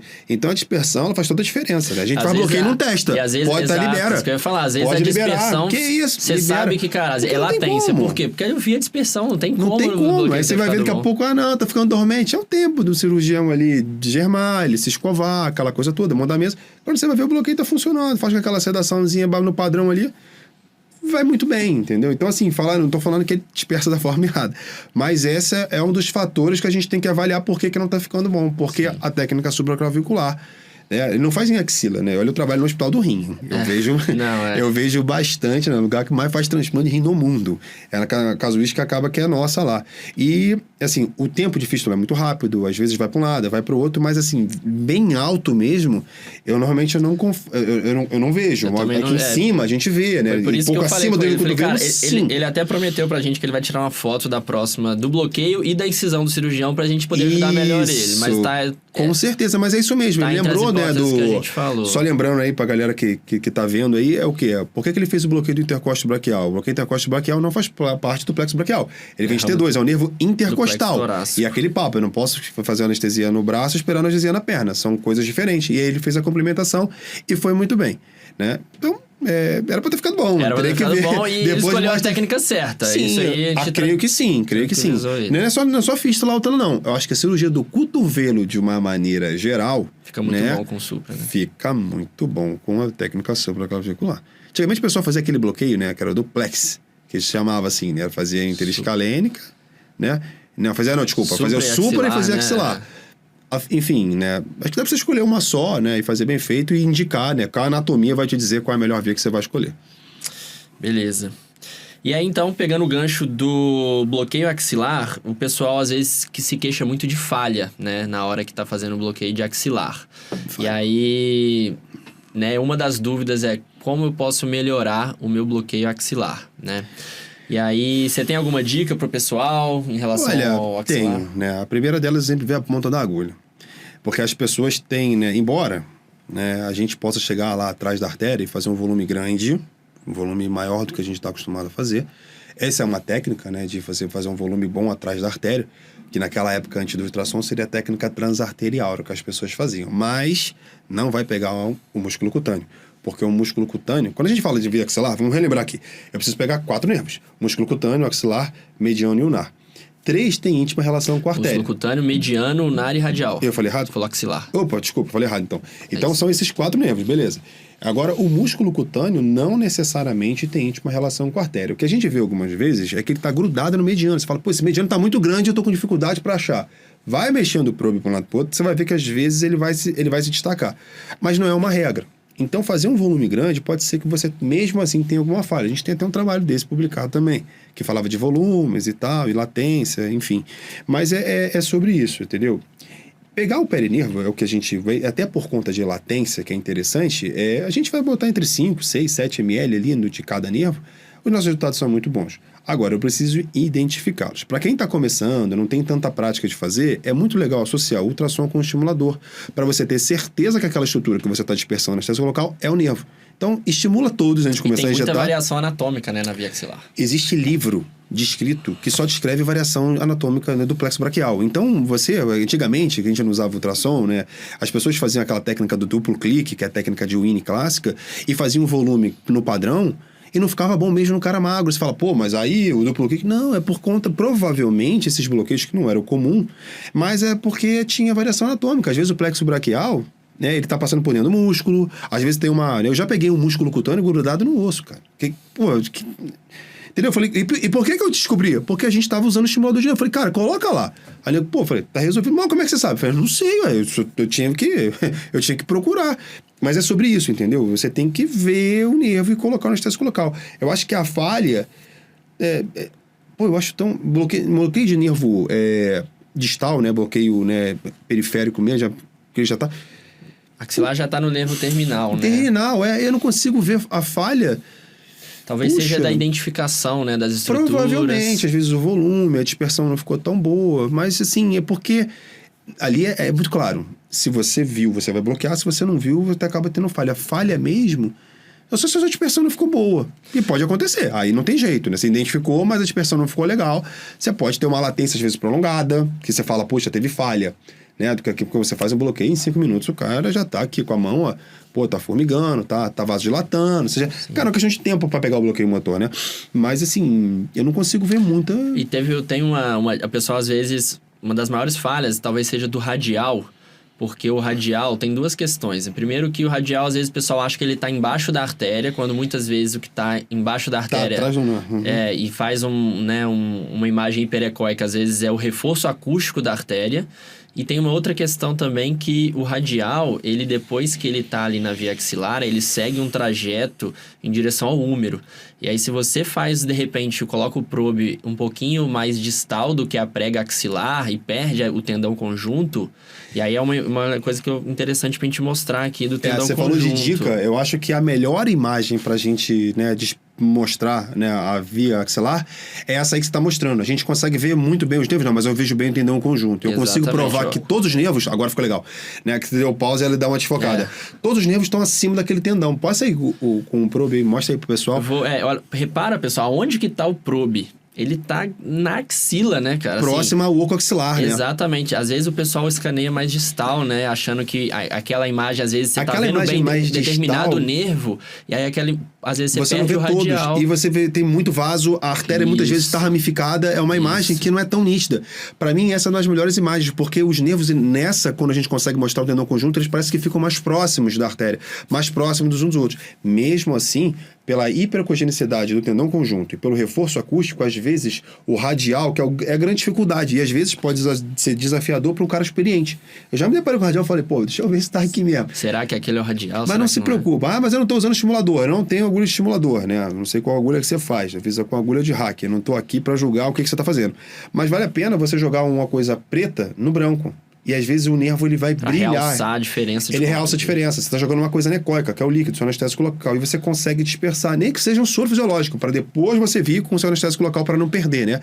Mas é bem interessante. Essa imagem do tendão conjunto... E a importância do tendão conjunto, para quem não... Né, eu vou dar um playzinho na imagem, é porque se eu tenho o tendão conjunto na imagem, é uma certeza que o radial ele tá acima desse tendão conjunto. Sim. E aí, provavelmente, eu não vou ter essa falha. Você delimita um pouco mais por onde ele vai passar, né? Uma estrutura muito importante aqui, que é o tendão conjunto, que é essa fáscia que a gente está vendo logo abaixo, essa linha hiperecóica logo abaixo da artéria. E aí já dá dando para ver o radial ali, ó. Pulsando no meio da tela. Se eu vejo o tendão conjunto, é sinal de que eu sei que o radial está logo acima desse tendão conjunto. O radial ainda não saiu aqui da via axilar em direção ao húmero. E a gente consegue já ver o nervo radial, né? Então, o radial, ele tá acima ali do tendão conjunto, tá? Então, pessoal, só para, né, essa dica é legal para vocês terem. tentem achar sempre essa imagem do tendão conjunto aqui, ó. Então, se vocês não tiverem vendo essa imagem, o escaneamento de vocês está incompleto, porque faz parte do escaneamento da via axilar enquadrar o tendão conjunto na imagem. Não é só achar a artéria axilar, não é só, né, de repente, ver os nervos ali, né? A imagem clássica, né, PC, tem... Bom, bom, você participa, né? A gente lá no nosso grupo, né, de ensino, né, lá na universidade, a gente zela pela simplicidade. A gente pode fazer um bloqueio em qualquer nível que ele se encontra, né? Mas quando a gente faz um exame de varredura, a gente vê que o nervo, a gente acompanha.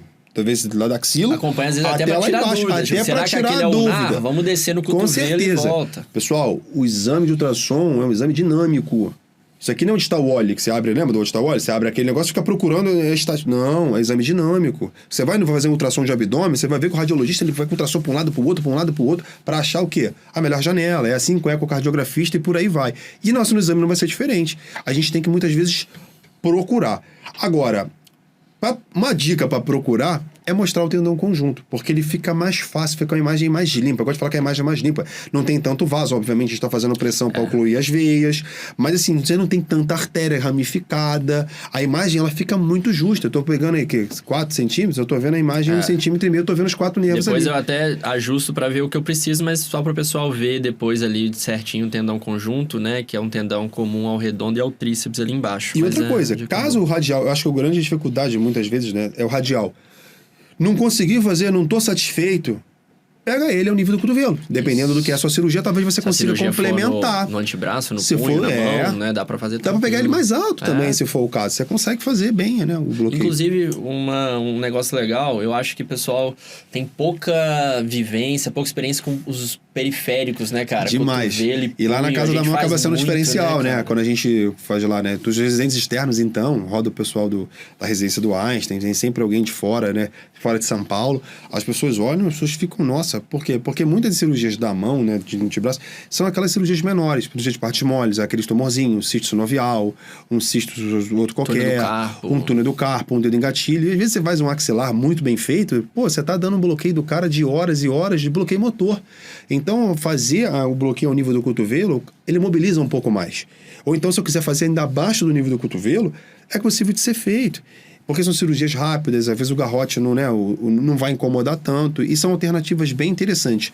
Como técnica única e na complementação de uma possível falha. E aí a gente tem que lembrar como é que testa. Não dá pra você pegar um copo de álcool, jogar no braço do cara e falar, tá quente ou tá frio? Não é assim que testa. Você vai testar por área topográfica, vai chegar na região do ulnar, ver se foi pego, vai chegar na região do mediano, vai pegar, você vai chegar na região do radial para saber onde é que tá a falha, para você fazer aquela complementação específica e não ter que refazer o seu bloqueio. E se você optar por refazer o seu bloqueio naquela mesma via, a anatomia já tá alterada pelo anestésico local. Então fica mais difícil do que antes você ter feito o bloqueio. Então é isso, né? Testar e fazer a complementação. Então, eu gosto bastante desses bloqueios de nível do cotovelo. Depois que eu terminei o fellow, voltei lá pra Santa Casa de preceptor, eu ensinei um pouco desses bloqueios, aí o pessoal queria fazer para todas as cirurgias axilar, as cirurgias que fossem mão, punho, axilar e todos os periféricos. Eu falava assim, cara, legal, né? Mas é como se você estivesse fazendo tipo... Mesma coisa. A mesma coisa. Tipo, por que não? Faça o axilar, muitas das vezes vai pegar já 100%. Vai resolver. E... eventualmente, não sentir firmeza no território do radial, vai lá, bloqueia só o radial. Sim. Tem a carta na manga para vocês poderem usar. Não é que, para todos os bloqueios vou precisar fazer tudo, né? Mas é para ter a carta na manga, A gente acaba fazendo, né? Essas cirurgias menores da mão, do dedo, a gente acaba fazendo como técnica única. Sim. É bem interessante, né? A gente faz a nível do cotovelo, dá um bloqueio. Porque o bloqueio motor é importante pro cirurgião, dependendo do que é a cirurgia. Às vezes não, às vezes eles pedem pra gente, dá pra fazer um bloqueio que ele consiga mexer no intraoperatório? Você deve ter feito lá, a gente vive fazendo isso lá, não é muito comum, mas a gente trabalha num centro específico da mão. Então, às vezes, é preciso, né, para ele testar ali de forma ativa. E se você faz um bloqueio mais alto, você não consegue fazer. Mas esses bloqueios são bem interessantes, cara, como técnica. E é até uma estratégia, pessoal, às vezes dá para fazer, por exemplo, o axilar com lidocaína. O paciente não vai ficar com o braço bloqueado muito tempo e depois você vai lá e faz um anestésico de longa duração nos periféricos. O que a gente tem feito lá vai fazer um bloqueio ao nível do cotovelo, né? Porque a gente quer que ele mexa um pouco do ombro, mas você fala assim, você vai fazer o músculo cutâneo, se for uma região, né, hipotenária aqui. Faz com estilo, né? A gente usa estilo. O pessoal às vezes esquece da estilo, né? Estilo, faz estilo, não, faz estilo lá. Então fala estilo a 2. Não, faz estilo a meio. Vai pegar, mas que estilo a meio? Já fiz pra fibular e ficar com o pé caído, né? Eu não vou falar que é pra uma tatuagem para não ser julgado. Mas isso é muito tempo, foi um cirurgião, Mas dá para fazer. Essa é a vantagem do perinervo. A latência pode até ficar um pouco mais alta, mas de algum momento vai pegar. Se você colocou o anestésico local lá direitinho, independente da concentração, você vai ter uma analgesia interessante. E ele não fica com tanto tempo bloqueado, né? É isso mesmo, né? É isso aí. Então, acho que a gente fez um apanhadão muito legal dos bloqueios de plexo braquial, falamos de face clave peitoral, falamos de plexo cervical. Estamos chegando no fim do nosso papo, mas vamos falar de um módulo muito importante, que foi o nosso último módulo, que é o módulo de abdômen, né? Abdômen passa a ser algo bem diferente de plexo braquial, porque são bloqueios faciais, são bloqueios analgésicos. O pessoal às vezes torce, né, o nariz para falar de bloqueio facial, porque acha que não pega direito, o tap block é vagabundo.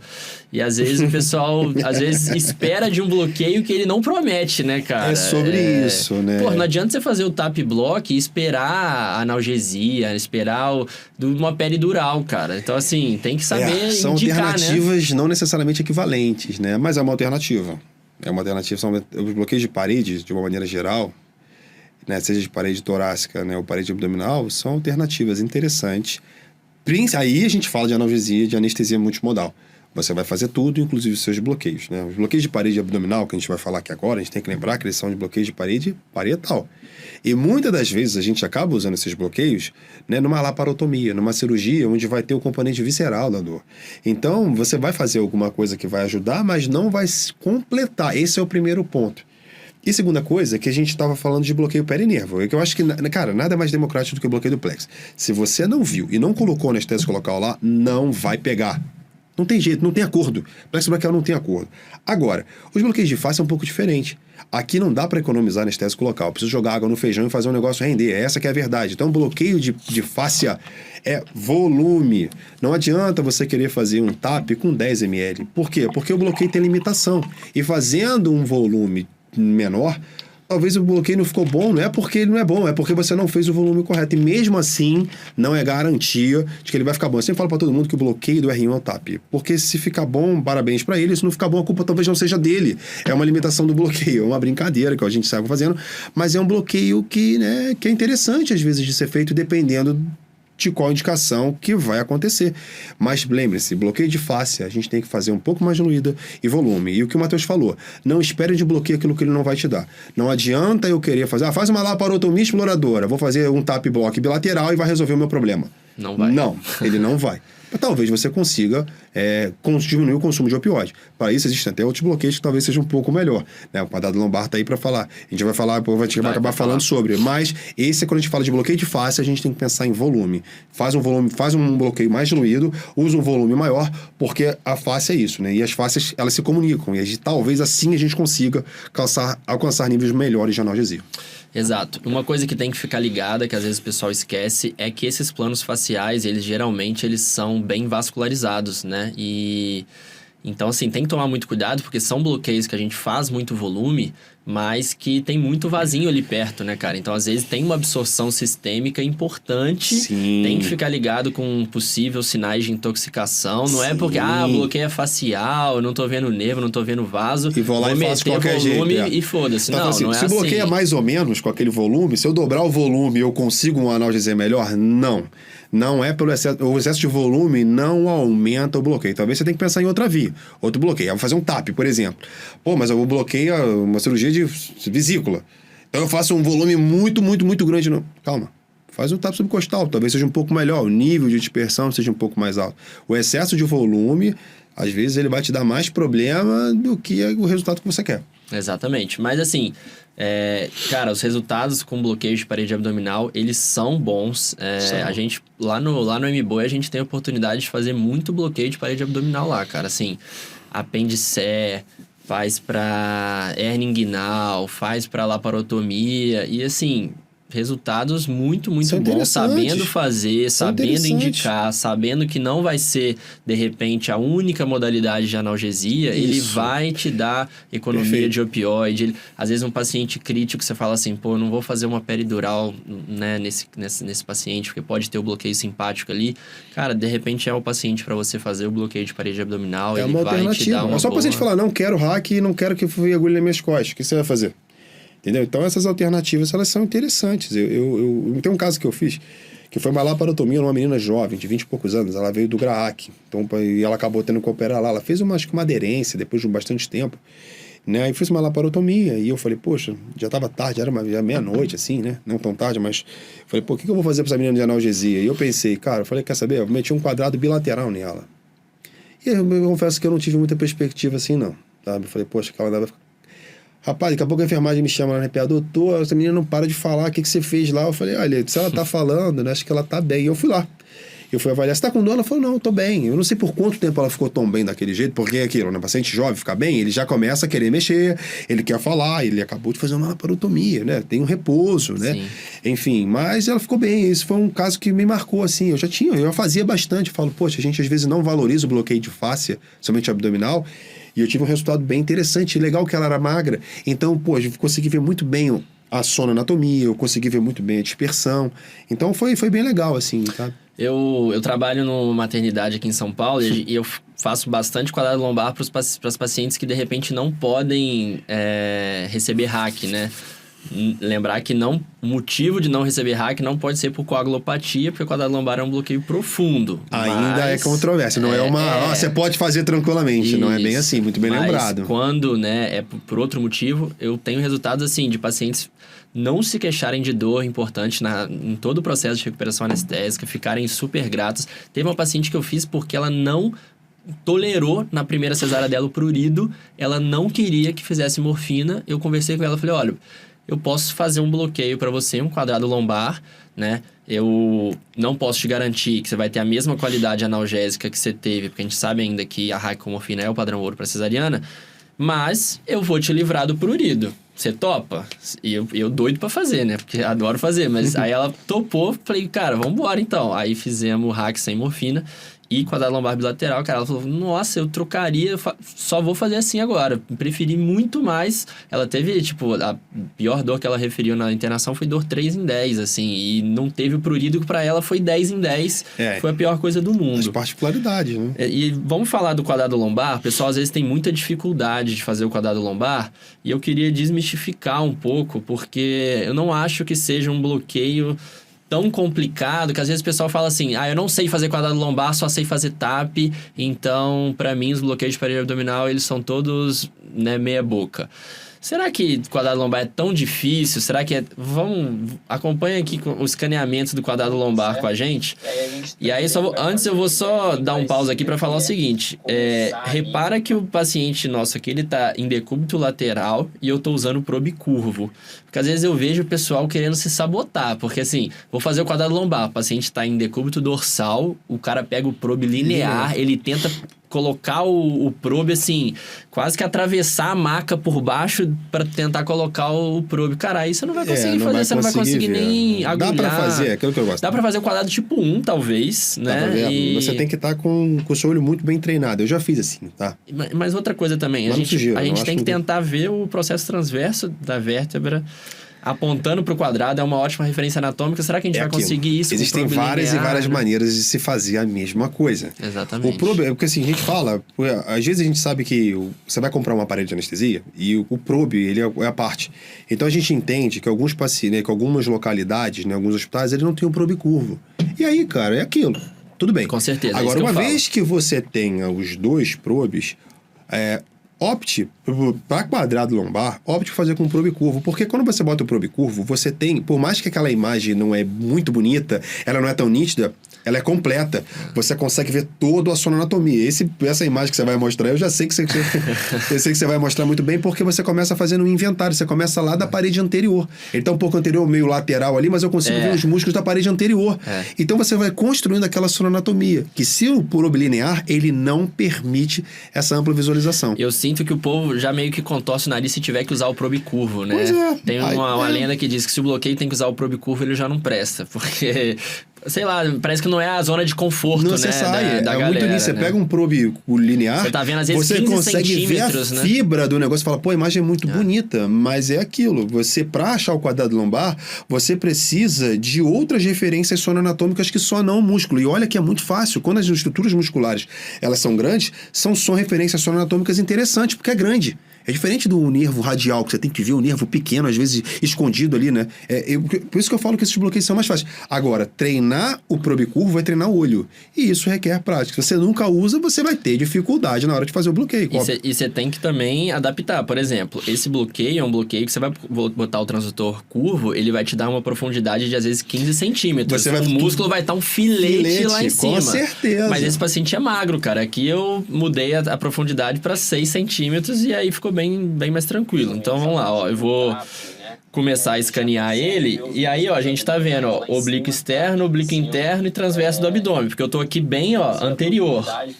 Olha lá. Eu não precisava de toda aquela profundidade para ver os músculos da parede abdominal lateral. Utilizar uma profundidade superficial, porque eu preciso ver. Aí agora eu ajusto, porque agora eu vou precisar ver coisa mais profunda, e aí eu vou passar a ver coisa mais posterior. E aí, beleza. A partir do momento em que eu tô vendo os músculos da parede abdominal lá em cima, aí eu vou escorregando, eu vou chegando aqui, ó, o meu probe para posterior. Apareceu. E aí eu já começo a ver os músculos que eu preciso, eu já começo a ver ali o quadrado lombar, já começo a ver o psoas e o eretor da espinha. Demorou o quê? 30 segundos para ver a imagem. Posterior. O que eu não tô vendo ainda, é aí que eu vou precisar dar um pouquinho ali de um tilt, uma angulação, agora eu tô vendo. Então eu fiz Assim, deu 45 segundos de escaneamento, eu fui da parede abdominal lateral com os músculos que todo mundo está acostumado a ver, oblíquo externo, oblíquo interno e transverso. Fui chegando o probe levemente para posterior, começou a aparecer um músculo que geralmente é o mais hipoecóico dos três, que é o quadrado lombar, fazendo vizinhança com dois músculos, um mais anterior, que é o psoas, o outro mais posterior, que é o eretor. Fiz um ajustezinho de probe e já apareceu o processo transverso da vértebra. Eu vi até a pontinha do grande dorsal ali em cima também. Mas isso é detalhe. Mas o mais importante é que, assim, se eu pudesse dar um bizu para alguém, eu falo assim, qual bizu que você dá para fazer o quadrado? O final do transverso. Se você vier acompanhando, como mostrou nesse vídeo que você mostrou, né, de lateral, anterolateral para posterior, você vai ver no transverso. Chega uma hora que o transverso acaba. É essa hora que a luz da maldade tem que, né, o seu sentido aranha tem que falar, opa, peraí, calma. Vai aparecer o transverso. Às vezes não aparece grudado igual aí. Você tem um pouquinho de face pré-peritoneal. Nele, parece que o transverso termina, já começa o quadrado. Tem paciente que você vai ver uma gordurinha aqui. Um movimento. E aí, cuidado para não achar que esse é o quadrado. O quadrado geralmente é um músculo maior do que essa gordurinha. Pra falar a verdade, de quadrado ele não tem nada. Ele deveria ser chamado trapézio. Ele parece mais, para mim, um trapézio no quadrado. Mas não é a gente que fez as, né? Não sou eu que fiz as regras, mas você pode ver que ele tem uma... Quando o transverso ele acaba, ele vai falar, cara, o transverso, o quadrado vai começar a aparecer. Fica esperto. E é isso, você vai trazendo a imagem para posterior e vai identificando. Só lembrando que essa imagem da sombra acústica do processo transverso, você precisa de uma profundidade um pouquinho maior. E às vezes com o probe linear, esquece. Às vezes o problema você não vai conseguir nem ver o psoas, muito menos o eretor. Você só vê a tampa do quadrado. Isso também vai depender da complexão física. Por exemplo, num paciente pediátrico, relaxa. Tranquilamente você vai ver. Agora, se for aquele paciente um pouquinho mais obeso, ou então que tem a obesidade centrípeta abdominal, você pode ter um pouco de dificuldade. Aí o probe curvo se faz, né, necessário. E aí o probe curvo, nesse caso, ele foi muito interessante porque o processo transverso vai ser talvez a maior dica, porque ele vai sempre apontar para o quadrado lombar. Se você tiver na dúvida, isso vai ser muito importante. E ver os outros músculos é importante, por quê? Porque tem que lembrar que o quadrado lombar ele é um bloqueio também interfacial, galera.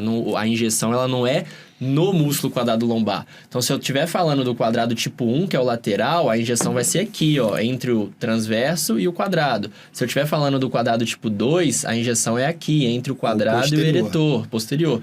E o quadrado tipo 3, que é o que você vai agulhar de posterior para anterior, mas ele é chamado de anterior porque ele está entre o quadrado e o psoas, que é um músculo anterior, ele vai ser feito aqui, ó, na fáscia. Então, você precisa caracterizar essa fáscia para você conseguir abrir. A injeção do seu anestésico local tem que ser capaz de chegar o psoas um pouquinho para cá, o quadrado um pouquinho para cá e o anestésico local ficar aqui. Até porque você quer que o anestésico local ele se disperse para cá e para cá, porque aqui está emergindo o nervo espinhal, aqui está emergindo as conexões com o sistema nervoso autônomo e é por causa disso que a gente, de repente, consegue uma analgesia visceral, né? Você tem, né? Para falar a verdade, essas nomenclaturas de anterior, posterior e lateral tem a ver com a fáscia toracolombar. A fáscia toracolombar é a fáscia que envolve o músculo quadrado lombar. Então, uma fáscia toracolombar anterior é onde a gente faz a via anterior, né? O quadrado lombar tipo 3, né? Sei que essas nomenclaturas elas vão mudando ao longo do tempo. Se você está pegando, né, a fáscia posterior, você está falando do tipo 2 e por aí vai. E a gente consegue entender por que o quadrado lombar, principalmente o tipo 2 e o tipo 3, que é onde você começa a dispersão do seu anestésico local, e a gente está falando de volumes aí entre 15 a 30 ml, vai depender um pouco da literatura, e eu acho que tem que ser volume mesmo, independente de concentração, porque eles têm resultados melhores. Porque, como eles ficam mais próximos do processo transverso, a sua dispersão ela pode ser maior para o processo transverso. E se passa para o processo transverso, né, cara? Estou falando de espaço paravertebral. E aí, como se você estivesse fazendo um paravertebral indireto, né? E paravertebral é igual aquele paravertebral torácico. Né? Eu tenho analgesia visceral. E aí o negócio começa a ficar interessante. Né? Para falar, quem inventou e escreveu esse bloqueio foi Ai, gente, como é que é o nome dele? Rafael Blanco. E ele já comparou, ele descreveu a técnica do TAP com ultrassom. E ele já comparou o TAP com o quadrado lombar. E o que ele viu foi que o quadrado lombar, né, ele é melhor. Não significa que você não deva fazer o TAP. Significa que o quadrado lombar tem nível de analgesia melhor por causa dessa dispersão para o espaço paravertebral. E aí eu coloquei até uma tabelinha que a gente legal, usa bacana. na aula, essa tabelinha comparando, né, os 3 tipos de quadrado lombar, né, em relação ao posicionamento. Então, como a gente falou, no lateral dá até para fazer com o paciente em DDH, no lateral dá até para você usar o probe linear. Sim. Agora, o posterior e o anterior, aí a recomendação é vir o paciente de decúbito lateral. Às vezes o pessoal também tem preguiça, eu sei que é foda, né? O paciente tá lá, acabou a cirurgia, às vezes tá querendo estubar. Você precisa de alguém para te ajudar. Você vai virar de um lado, vai virar do outro. Dá preguiça, pessoal. Mas se você quer um resultado melhor, você vai ter que, né, fazer e pode ter certeza. Você vai fazer, o paciente vai ficar grato e você vai ficar também satisfeito com isso. Em relação ao alvo, a gente comentou aonde que vai ser cada um. O agulhamento, só o anterior, que vai ser de posterior para anterior. E aí, ó, presta atenção aqui nesses detalhes, né? A abrangência, ela vai aumentando, né? Então, em relação ao lateral, ele não muda muito em relação a um TAP, mais ou menos de T9 até T12. O posterior, você já consegue uma dispersão melhor, você já consegue ali T7 a T12 e você pode conseguir analgesia visceral dependendo da dispersão do seu anestésico. Sim. Volume, né? Isso tudo. Aquela fáscia toracolombar, exatamente. E no anterior, você consegue uma analgesia ali de T6 até T12 e como o anestésico local ele vai estar perto do plexo lombar ali que está passando no psoas, você pode, de repente, pegar ramos do plexo lombar e é descrita, às vezes, abrangência até L3, né? Por isso que tem gente que a gente colocou ali que faz para quadril, né? É uma opção, às vezes, para cirurgias que, às vezes, o cirurgião não quer que você mexa ali na região que ele operou, né? Quando o quadrado lombar começou, grande parte dos trabalhos eram descritos para cirurgia ortopédica, né? Porque a gente está longe. Faça um femoral. Femoral é maravilhoso, na época não tinha o PENG, tá? Então, beleza, mas passar um catéter. Você imagina passar um catéter no nervo femoral, quando a gente fala de bloqueio do nervo femoral, porque é muito próximo do sítio cirúrgico. Então, quando você fala de infecção, material, você bota ali uma prótese, é ruim. A gente hoje, né? A gente não fica confortável. A gente não fica confortável, né? Quando você é residente, você tá aprendendo, você não tem medo de nada, você vai ter medo. Mas depois você fala, pô, eu tô incisando, tô botando um catéter muito próximo. Então, um quadrado lombar, principalmente esses mais posteriores, né? O lateral, tipo 2, tipo 3, você tá com um probe longe, você coloca o seu, né? Você tá botando o catéter bem longe do sítio cirúrgico, então você fica mais confortável. Então tinha bastante trabalho, e trabalhos interessantes. Talvez tenha coisa melhor, tudo bem, mas na época ou era o femoral ou não tinha.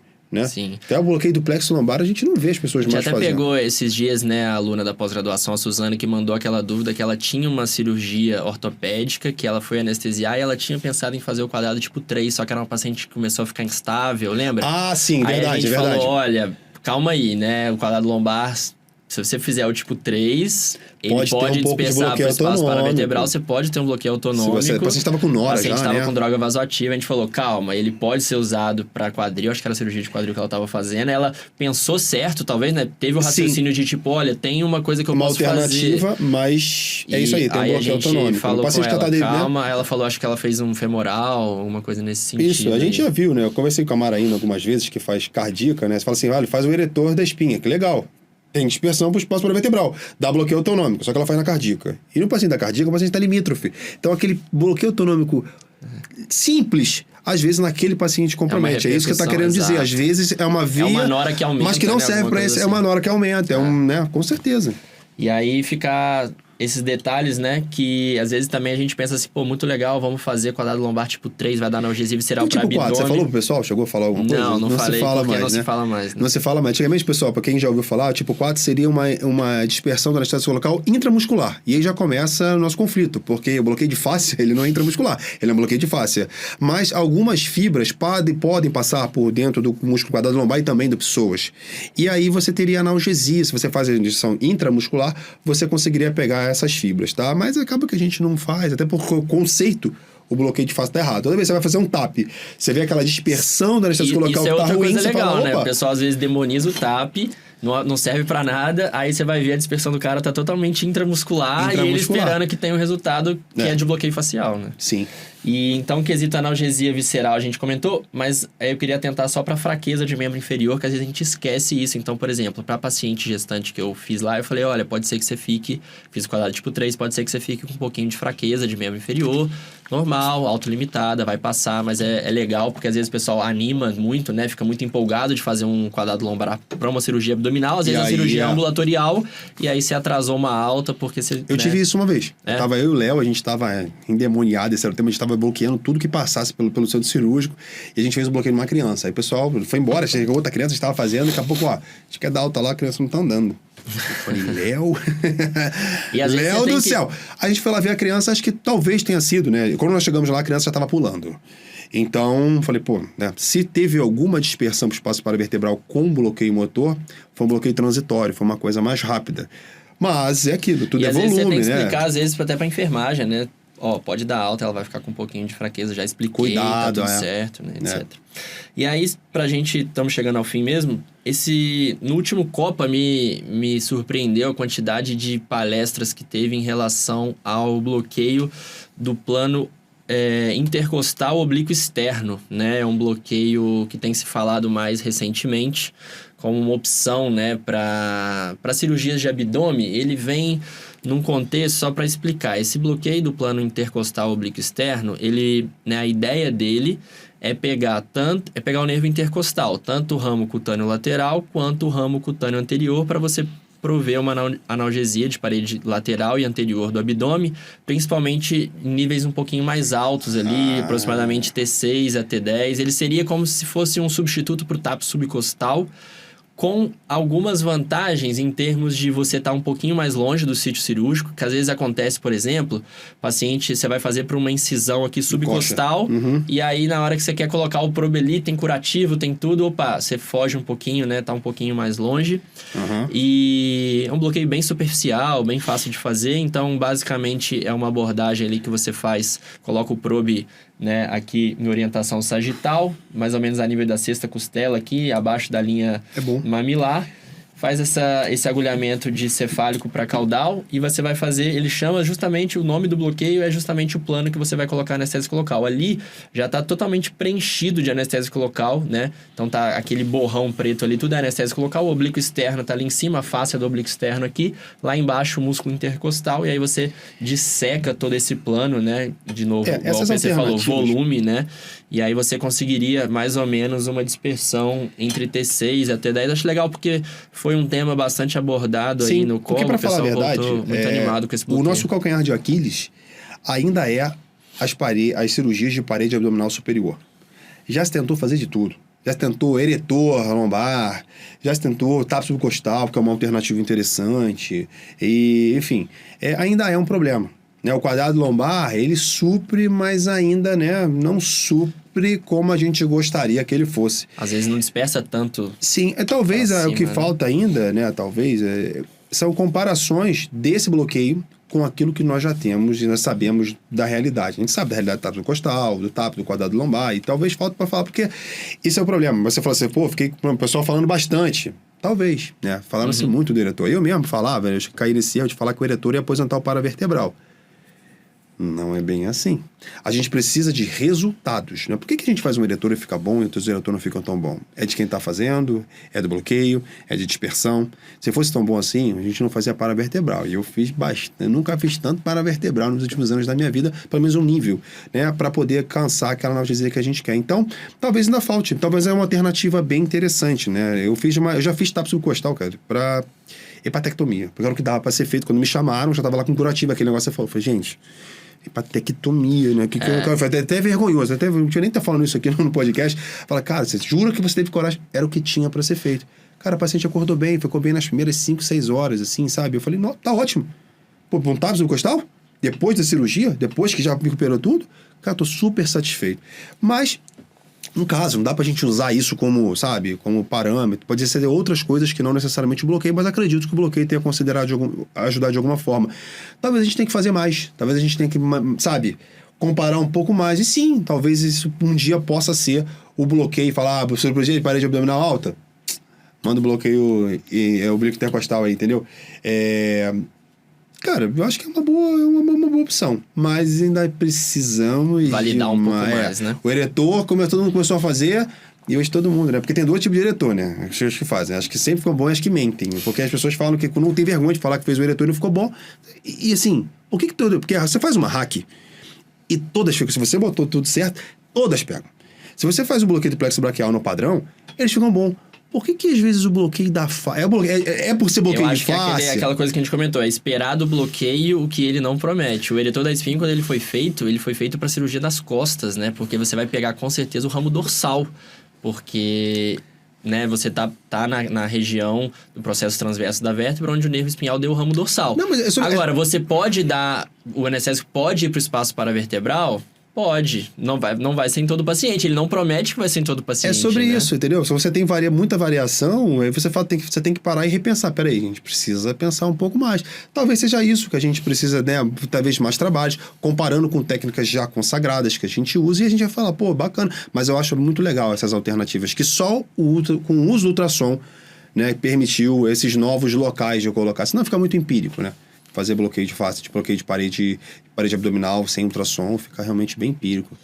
E aí, PC, para finalizar, né, eu não podia... a gente já chegou no fim dessa revisão, mas o nosso próximo módulo é o módulo de parede torácica, um módulo que a galera tá animada, e eu não podia deixar passar, porque o PC, para quem não sabe, ele, né, completou o doutorado recentemente dele aí na Escola Paulista, inclusive o orientador dele foi nada mais, nada menos do que o professor Falcão. E ele, então, tem uma experiência bacana, né, com bloqueio PEX. E eu queria, né, pra gente finalizar ao mesmo tempo que vai gerar uma ansiedade na galera em relação ao próximo módulo, pra gente já poder apimentar esse próximo módulo. Conta um pouquinho aí como é que foi o seu projeto de doutorado, como é que foi a experiência que você teve com o PEX. Pô, então assim, né, os bloqueios de parede torácica, né, assim como os bloqueios de parede abdominal, são bloqueios que são fáceis de fazer. Aí você fala assim, pô, mas não acredito. É que a gente negligenciou por muito tempo. O bloqueio mais difícil que é feito é o bloqueio de plexo braquial. Se você não viu o nervo, acabou. Só que a gente faz isso desde o R1, no R2, no R3. A gente sempre vai se deparar com uma fratura, com alguma coisa que você possa causar um bloqueio. Então, assim, a parede, no plexo braquial, a gente vê desde sempre. Essa que é a verdade. O bloqueio de parede, a gente... para fazer bloqueio de parede, faça uma hack com anestesia geral. Eu acho que tirando o braço, tudo o pessoal prefere substituir por alguma coisa que seja mais fácil, mais rápida, né? E negligenciou por muito tempo. O ultrassom, ele permitiu essas coisas. Então a gente não tinha. Você imagina você fazer um PEC 2, né? Que não é PEC 2, né? O PEC serrátil. Você vai fazer isso... como é que você vai chegar à conclusão que tá lá? Então, assim, esse é o primeiro ponto. Agora, quando a gente fala de bloqueio de parede torácica, é muito fácil, cara. Quando eu falo que é muito fácil, a visualização das estruturas são muito simples, porque os músculos são grandes. Então, assim, a gente só precisa treinar um pouco a visualização. É pegar ali um paciente que nem vai operar, né, o tórax, e olha lá, PEC 1, né, tá aqui, ó, peitoral maior, peitoral menor, serrátil, intercostal braquial. Quando a gente faz aquele movimento, né, da camiseta, eu não sei como é que você vai falar aí pro pessoal, camiseta regata, a gente consegue ver muito bem as estruturas. E uma continua, elas são contínuas. Aqui, ó, né? Vou fazer o, né? A anatomia o pura. pecto serrátil e o bloqueio de serrátil aqui. Então, eles até se confundem por muitas vezes. Então, eu acho que é isso. É treinar, né? E fazer volume. Porque, tomando cuidado, né? Bloqueio de parede torácica, o bloqueio que mais absorve é intercostal. Então, eles podem se comportar. A vascularização ali é muito grande. Lá nas grávidas, você deve ter esse problema também, né? A vascularização aumenta, mesmo sendo parede abdominal. Risco de intoxicação aumenta Então, foi isso, né? Na época, chamaram, né? A plástica ia fazer um trabalho e precisava de um anestesista para abraçar aquela causa daquelas cirurgias, né? E o professor Falcão me chamou. Falou pra você, não tá vindo não? Foi embora. Chefe, foi embora. Era animadão, era pilhado, né? E aí a gente fez, né? Eu tinha acabado de se lançar o bloqueio peitoral, eu tive que, na época, estudar. E eu lembro que quando eu ia fazer esses bloqueios, cara, parava o centro cirúrgico, cara, pra fazer um PEC. Que absurdo, né? Nossa, o bloqueio peitoral. Gente, é uma coisa simples, né? Realmente bem simples. É um bloqueio Quais eram as cirurgias do estudo? O que eles estavam estudando eram 2 tipos de prótese submuscular. E aí já começa. Porque a prótese, existem várias maneiras de se colocar a prótese. A prótese você pode botar por cima ou por debaixo do músculo. A prótese que você coloca entre os músculos peitorais, o pós-operatório é um pouco diferente. É dolorido. Você imagina 2 músculos que nunca... Né, a sensação dos pacientes fala, doutor, parece que eu malhei e eu não consigo abrir os braços porque ficava muito dolorido. Aquela sensação de estiramento, que era isso que a prótese fazia. Né? Então a gente tentava colocar, a nossa anestesia colocar onde ele botava a prótese. Né? Começava ali, né? Entre botar entre o peitoral maior e o peitoral menor, próximo à artéria toracoacromial. E quando a gente faz isso, a gente pega o músculo peitoral lateral, o nervo peitoral lateral e o peitoral medial. Isso que a gente fazia. E complementava, né, entre o peitoral, né, menor e o serrátil, né? O que a gente fazia na época PEC 2, hoje é pecto serrátil. Né? Então a gente fazia de forma bilateral. Então, se eu estou fazendo bilateral do bloqueio que absorve, eu tenho que fazer o quê? Diluído. Então a gente foi BUP a 0,25 que a gente usou. Então as pacientes tinham que ter um mínimo de peso para poder serem incluídas no trabalho. Entendi. Porque senão eu não conseguiria, né, fazer.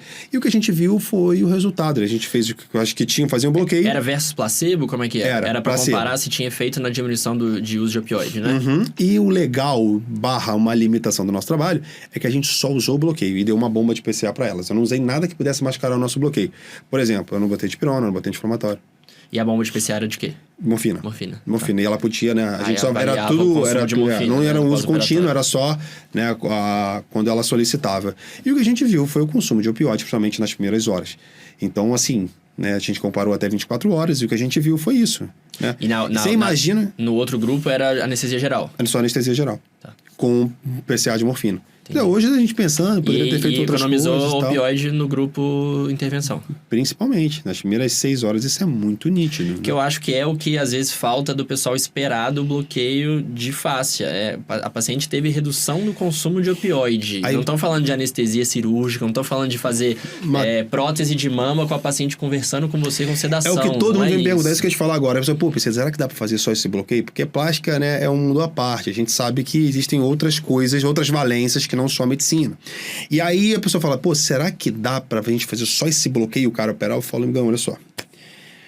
Cara, anestesista da arte. Você escolhe uma técnica pensando, pô, eu vou fazer, mas não sei se vai ficar bom. Você escolhe anestesia assim, ninguém escolhe anestesia assim. Então eu acho que é cobrar da técnica aquilo que talvez ela não te dê. Se dá uma excelente analgesia pós-operatória, e eu preciso de volume, concentração, e no caso de uma prótese bilateral, a gente pode usar para qualquer tipo de cirurgia, tá? Esses bloqueios peitorais. Mas será que eu preciso exigir da técnica isso? Dá para fazer?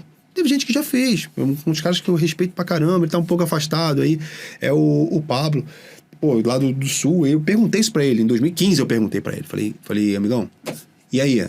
Dá pra fazer ele? Irmão, anestesista da arte, ele é carioca. Irmão, anestesista da arte. Eu falei, porra, essa? Ele, irmão, tu faz uma técnica pensando, eu repito as palavras dele, tá? É sobre isso. Fala, cara, eu fiz e fiquei aqui, ó. Com os olhos... E deu certo. Será que vai dar certo sempre? É sobre será que isso. Precisa, né? Pô, passa uma máscara ali, só uma prova de mão, passa uma máscara. Ficar lá olhando o cirurgião, pô, você dá uma analgesia plano que boa. o cirurgião vai, você já tá tenso, se a paciente já acordar sem dor no pós-operatório, que a gente sabe que o pós-operatório para prótese submuscular é um pouquinho mais chato, pô, para que você vai, entendeu? Dá uma analgesia boa, o paciente vai bem e tal. Então é sobre isso, entendeu? Só que as pessoas querem, então eu vou fazer, daquela pegar a informação, não, então eu vou dobrar o volume, eu vou concentrar mais o meu anestésico local, e aí pode colecionar outras complicações. Então foi isso, o trabalho aconteceu assim, a gente faz bastante, eu queria já fazer para Dá pra usar pra marcar passo. Para marcar passo, tudo de parede parietal, que é o bloqueio Sim. de paredes, né? São bloqueios de parede parietal. Então existe uma infinidade. Na época tinha, né, fizeram o PEX, né? Depois inventaram o bloqueio de serrátil, né? Hoje tem muito, né? Hoje tem para external para cardíaca. para external, né? Teste superficial, intercostal, profundo, né? paravertebral. Que é o transverso torácico. Então, assim, você tem muitas opções e cada uma delas você vai usar para a necessidade que você é sempre respeitando volumes e concentrações tóxica. por conta da absorção. Tem bloqueio grande. que pode dar bloqueio simpático, tem bloqueio que não tem bloqueio simpático. Você vai jogando. Eu já conversei com a Marina uma vez, ela falou, pô, já fiz um eretor, né, bilateral, que faz pra cardíaca, e tem que ligar a droga antes de começar o... Por quê? Paciente limítrofe e tal, mas ela acredita que vai se beneficiar, não tem problema nenhum. Mas se você sabe, tá preparado, É né? sobre diferente. isso. Não adianta É fazer o sobre- eretor é. porque você viu falar que o eretor é bom, aí olhar pro lado, o paciente tá ficando hipotenso aqui, né? Enfim, ter o conhecimento, dominar todas as técnicas e poder É sobre aplicar, isso, né? Quanto maior o seu arsenal, né? Eu falo, opa, agora eu vou usar esse daqui. Agora eu vou usar aquele outro. Então, assim como o bloqueio das paredes torácicas, de parede abdominal, todas as vias, quanto mais vias tiverem, por exemplo, essa nova que você falou aí, né? Do Plano oblíquo o externo, plano intercostal. externo intercostal. Pô, ele é bem interessante. Será que ele é isso tudo mesmo? A gente vai ter que testar, vai ter que ter mais trabalho e por aí vai. Agora é mais uma ferramenta que você vai pode poder ter, usar né? naquele caso específico de parede, né? Parede superior do Abdominal abdômen. superior, né? É isso, tô animado já pro módulo de tórax. E, galera, espero que vocês tenham curtido pra caramba. Eu gostei. Você curtiu, PC? Curtiu o Pô, foi bate-papo? ótimo. Foi Falar de maneiro, anestesia né? regional Foi é mais maneiro. do mesmo, né, cara? A gente gosta, né? A gente que é entusiasta aí do tema. Espero que o pessoal aí também que esteja acompanhando... Então, se estão aqui assistindo, pessoal que gosta também. É isso, é estudar, fazer, né? E avaliar aquilo que você está fazendo, né? Ver se realmente o resultado é aquilo dentro do esperado, né? Então, é isso aí. Foi ótimo. Muito bom. Valeu, galera. Obrigado por terem acompanhado com a gente aí até o fim. Espero que vocês tenham gostado. E, se Deus quiser, a gente faz mais podcasts e chama mais convidados especiais aí. Um grande abraço.